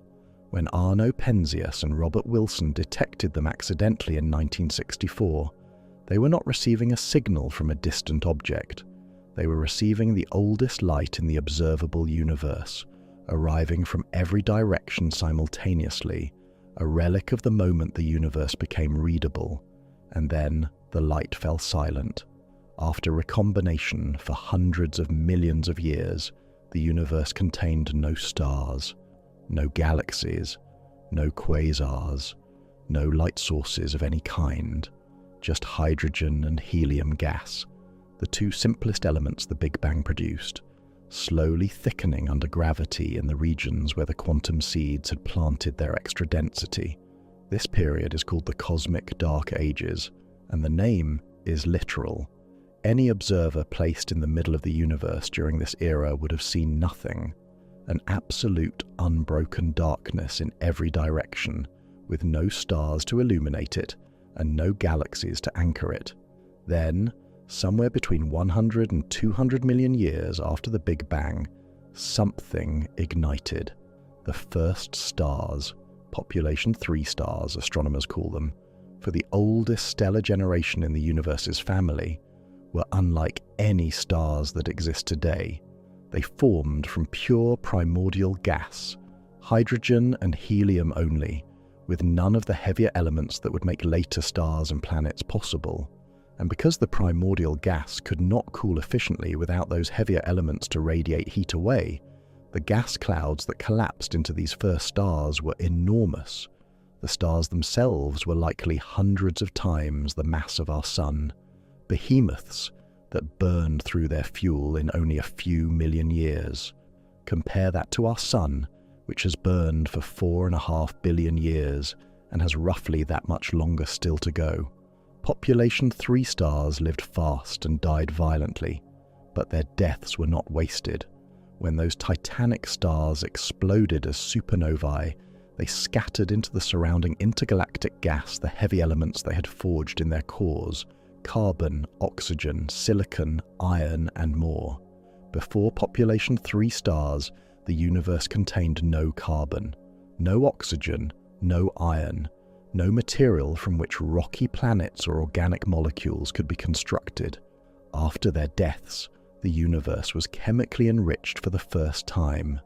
Every atom of carbon in every living thing that has ever existed on Earth was first forged inside a massive star, likely in one of those early stellar generations, and scattered into space by its death. You are made of the wreckage of population 3 stars. The ultraviolet radiation pouring from those early stellar giants did something else. It ionized the neutral hydrogen gas surrounding them, carving out expanding bubbles of transparency in the dark universe. Over hundreds of millions of years, as more stars formed and the first primitive galaxies assembled, those bubbles grew and merged and eventually covered the entire universe. By roughly 1 billion years after the Big Bang, the intergalactic medium had been reionized, stripped of neutral hydrogen by the combined ultraviolet light of countless young stars and the even more powerful radiation of the first quasars. Quasars, the brilliant black hole-powered cores of active early galaxies, pumped extraordinary amounts of light into the intergalactic medium during this era. They were among the most luminous objects in the observable universe, visible across billions of light years, illuminating the gas clouds along their lines of sight, the way the sun illuminates dust motes in a beam of light. The quasar era peaked when the universe was only a few billion years old. As the universe aged, those violent black hole-powered engines quieted, star formation rates declined, merger rates declined. The universe became, not by any human standard, but by cosmic standards, older and calmer. The cosmic web that gravity had slowly assembled over billions of years was now populated. Galaxies clustered along filaments. Clusters formed at their intersections. The voids between filaments grew emptier. The large-scale structure of the universe approached the pattern we observe today. But here is what nobody expected when the James Webb Space Telescope began looking into the deep past. The earliest galaxies JWST found, including JADE's GSZ 14-0, visible as it existed 290 million years after the Big Bang, appeared more massive, more structured, and more chemically mature than the standard models of galaxy formation predicted for objects that young. Not by a small margin, by a margin significant enough that the galaxy formation community has been actively revising its models since 2022. The universe was assembling large, luminous, chemically enriched galaxies faster than the most detailed simulations suggested was possible. This is not a crisis for cosmology. The Big Bang framework, the CMB, the expansion history, the large-scale structure, all of these remain solidly supported by data from multiple independent directions. What JWST is challenging is the detail of how gas collapses into stars and how stellar feedback and black hole growth regulate the process in the earliest galaxies. These are hard astrophysical problems, not fundamental cracks in our understanding of space and time, but they are genuinely unsolved. And until they are solved, something about the first chapter of cosmic structure formation remains incompletely written. The instruments that will carry this investigation forward are either already operating or approaching first light. ESA's Euclid telescope, launched in July 2023 and now into its 6-year primary mission, will map roughly 2 billion galaxies across more than 1/3 of the sky, a 3-dimensional census of matter distribution designed to constrain dark energy and dark matter with unprecedented precision. Every galaxy it measures is another data point in the argument about how the universe's structure grew. NASA's Nancy Grace Roman Space Telescope, scheduled to launch in the mid to late 2020s, will complement Euclid with its own billion galaxy survey, adding supernova measurements and exoplanet data to the dark universe portrait. The Vera C. Rubin Observatory in Chile, which achieved first light in 2025 and is now conducting its 10-year legacy survey of space and time, will revisit the same 18,000 square degrees of sky every few nights for a decade, mapping not just the static distribution of matter, but how galaxies and transients change over time. DESI, which completed its planned 3-dimensional map of the universe in April 2026, has already provided the most precise baryon acoustic oscillation measurements in history, and the hints it found about dark energy's evolving nature will require the next generation of surveys to confirm or refute. And the Square Kilometre Array, the SKA, a radio telescope array stretching across South Africa and Australia, currently under construction, will probe the universe's hydrogen content from the cosmic dark ages through to the present, potentially detecting the first signals of neutral hydrogen from before the epoch of ionization. Each of these instruments is asking the same fundamental question from a different angle. What is the universe made of? How did its structure form? And what is driving the expansion that is separating everything from everything else? The distance between galaxies is worse than you think, not because it is large. Large is still crossable in principle. Not because it is growing. Growing can be modeled and understood. Because it is irreversible. Because it is historical. Because it is structural.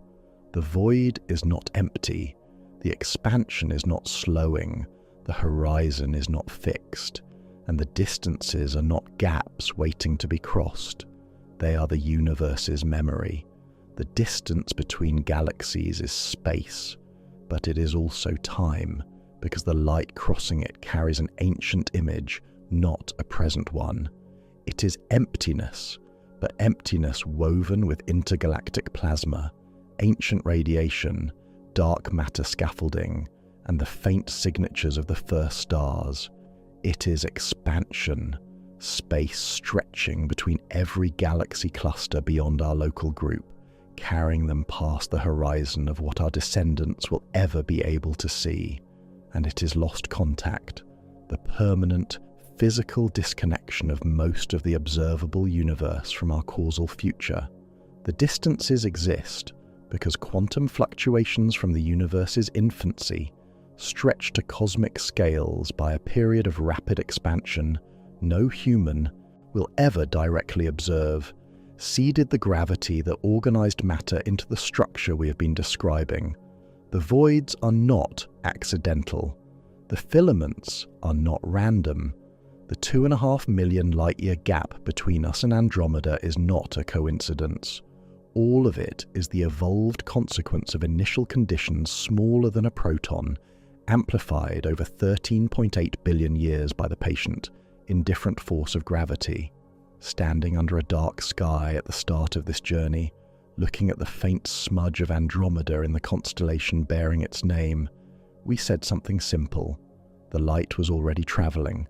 Those photons began their crossing 2.5 million years ago, before our species existed, and they have been traveling through that ancient intergalactic medium ever since, through plasma and background radiation and the invisible halo of dark matter, until they arrived here, tonight, completing a journey that began before the first human hand picked up a stone. That is still true, but across this entire journey, the meaning of that phrase has transformed. The light was already traveling, not just from Andromeda, but from 2 trillion other galaxies, from quasars lit during the universe's most violent youth, from population 3 supernovae that seeded the cosmos with the material that would eventually form our bodies. The light from all of it is still in transit. Some of it left its source before the Milky Way formed. Some of it left from sources now receding beyond the cosmic horizon, sources from which no new light will ever arrive. The crossing those photons completed tonight from a galaxy millions of light years away to a human eye in a room at night is not inevitable. It is improbable. It is precious. And it is, in a real and measurable sense, irreplaceable. The universe is mostly distance. The distance is mostly nothing. And through that nothing, across every scale we have examined, from 2.5 million light years to 93 billion, ancient light has been crossing, patiently, continuously, carrying information from the beginning of cosmic time to any mind willing to be still long enough to receive it. There is nothing more to explain tonight. You have traveled from the familiar night sky to the edge of what light can ever cross, through plasma and dark matter and expanding space and ancient radiation, through the first stars, the first galaxies, and the silence between them, through gravitational waves still ringing from billion-year-old collisions, and fast radio bursts that told us where the missing matter was hiding. That journey took most of a human lifetime to build, in telescopes, in theories, in the quiet, patient work of people who spent their careers learning to read the universe's messages, and you have walked through the essentials of it in a single sitting. The void is still out there, in every direction. It's still mostly empty, and it still, in its ancient near-nothing, contains everything. The universe is mostly distance, and understanding is our bridge. The light from Andromeda has been traveling for 2.5 million years, through plasma so thin it barely registers, through a cold so absolute it has no comparison on Earth, past the edge of our galaxy, across a crossing no vessel we will ever build can make. And tonight, it found someone who understood what it was. The universe does not know how large it is. It has no memory of the first stars, no awareness of the structure it spent billions of years assembling. It sends light across the void, it expands, it pulls matter into galaxies and then separates those galaxies beyond reach, but it cannot step back and see itself. Tonight, you did that for it, in a cosmos that is mostly distance, mostly silence, mostly emptiness. You stayed, you paid attention, you followed something all the way from a single familiar sky to the edge of everything observable. That is not nothing. In a universe this large, a mind that truly understands it is the rarest thing the void has ever contained. Thank you for making this journey with me. Genuinely.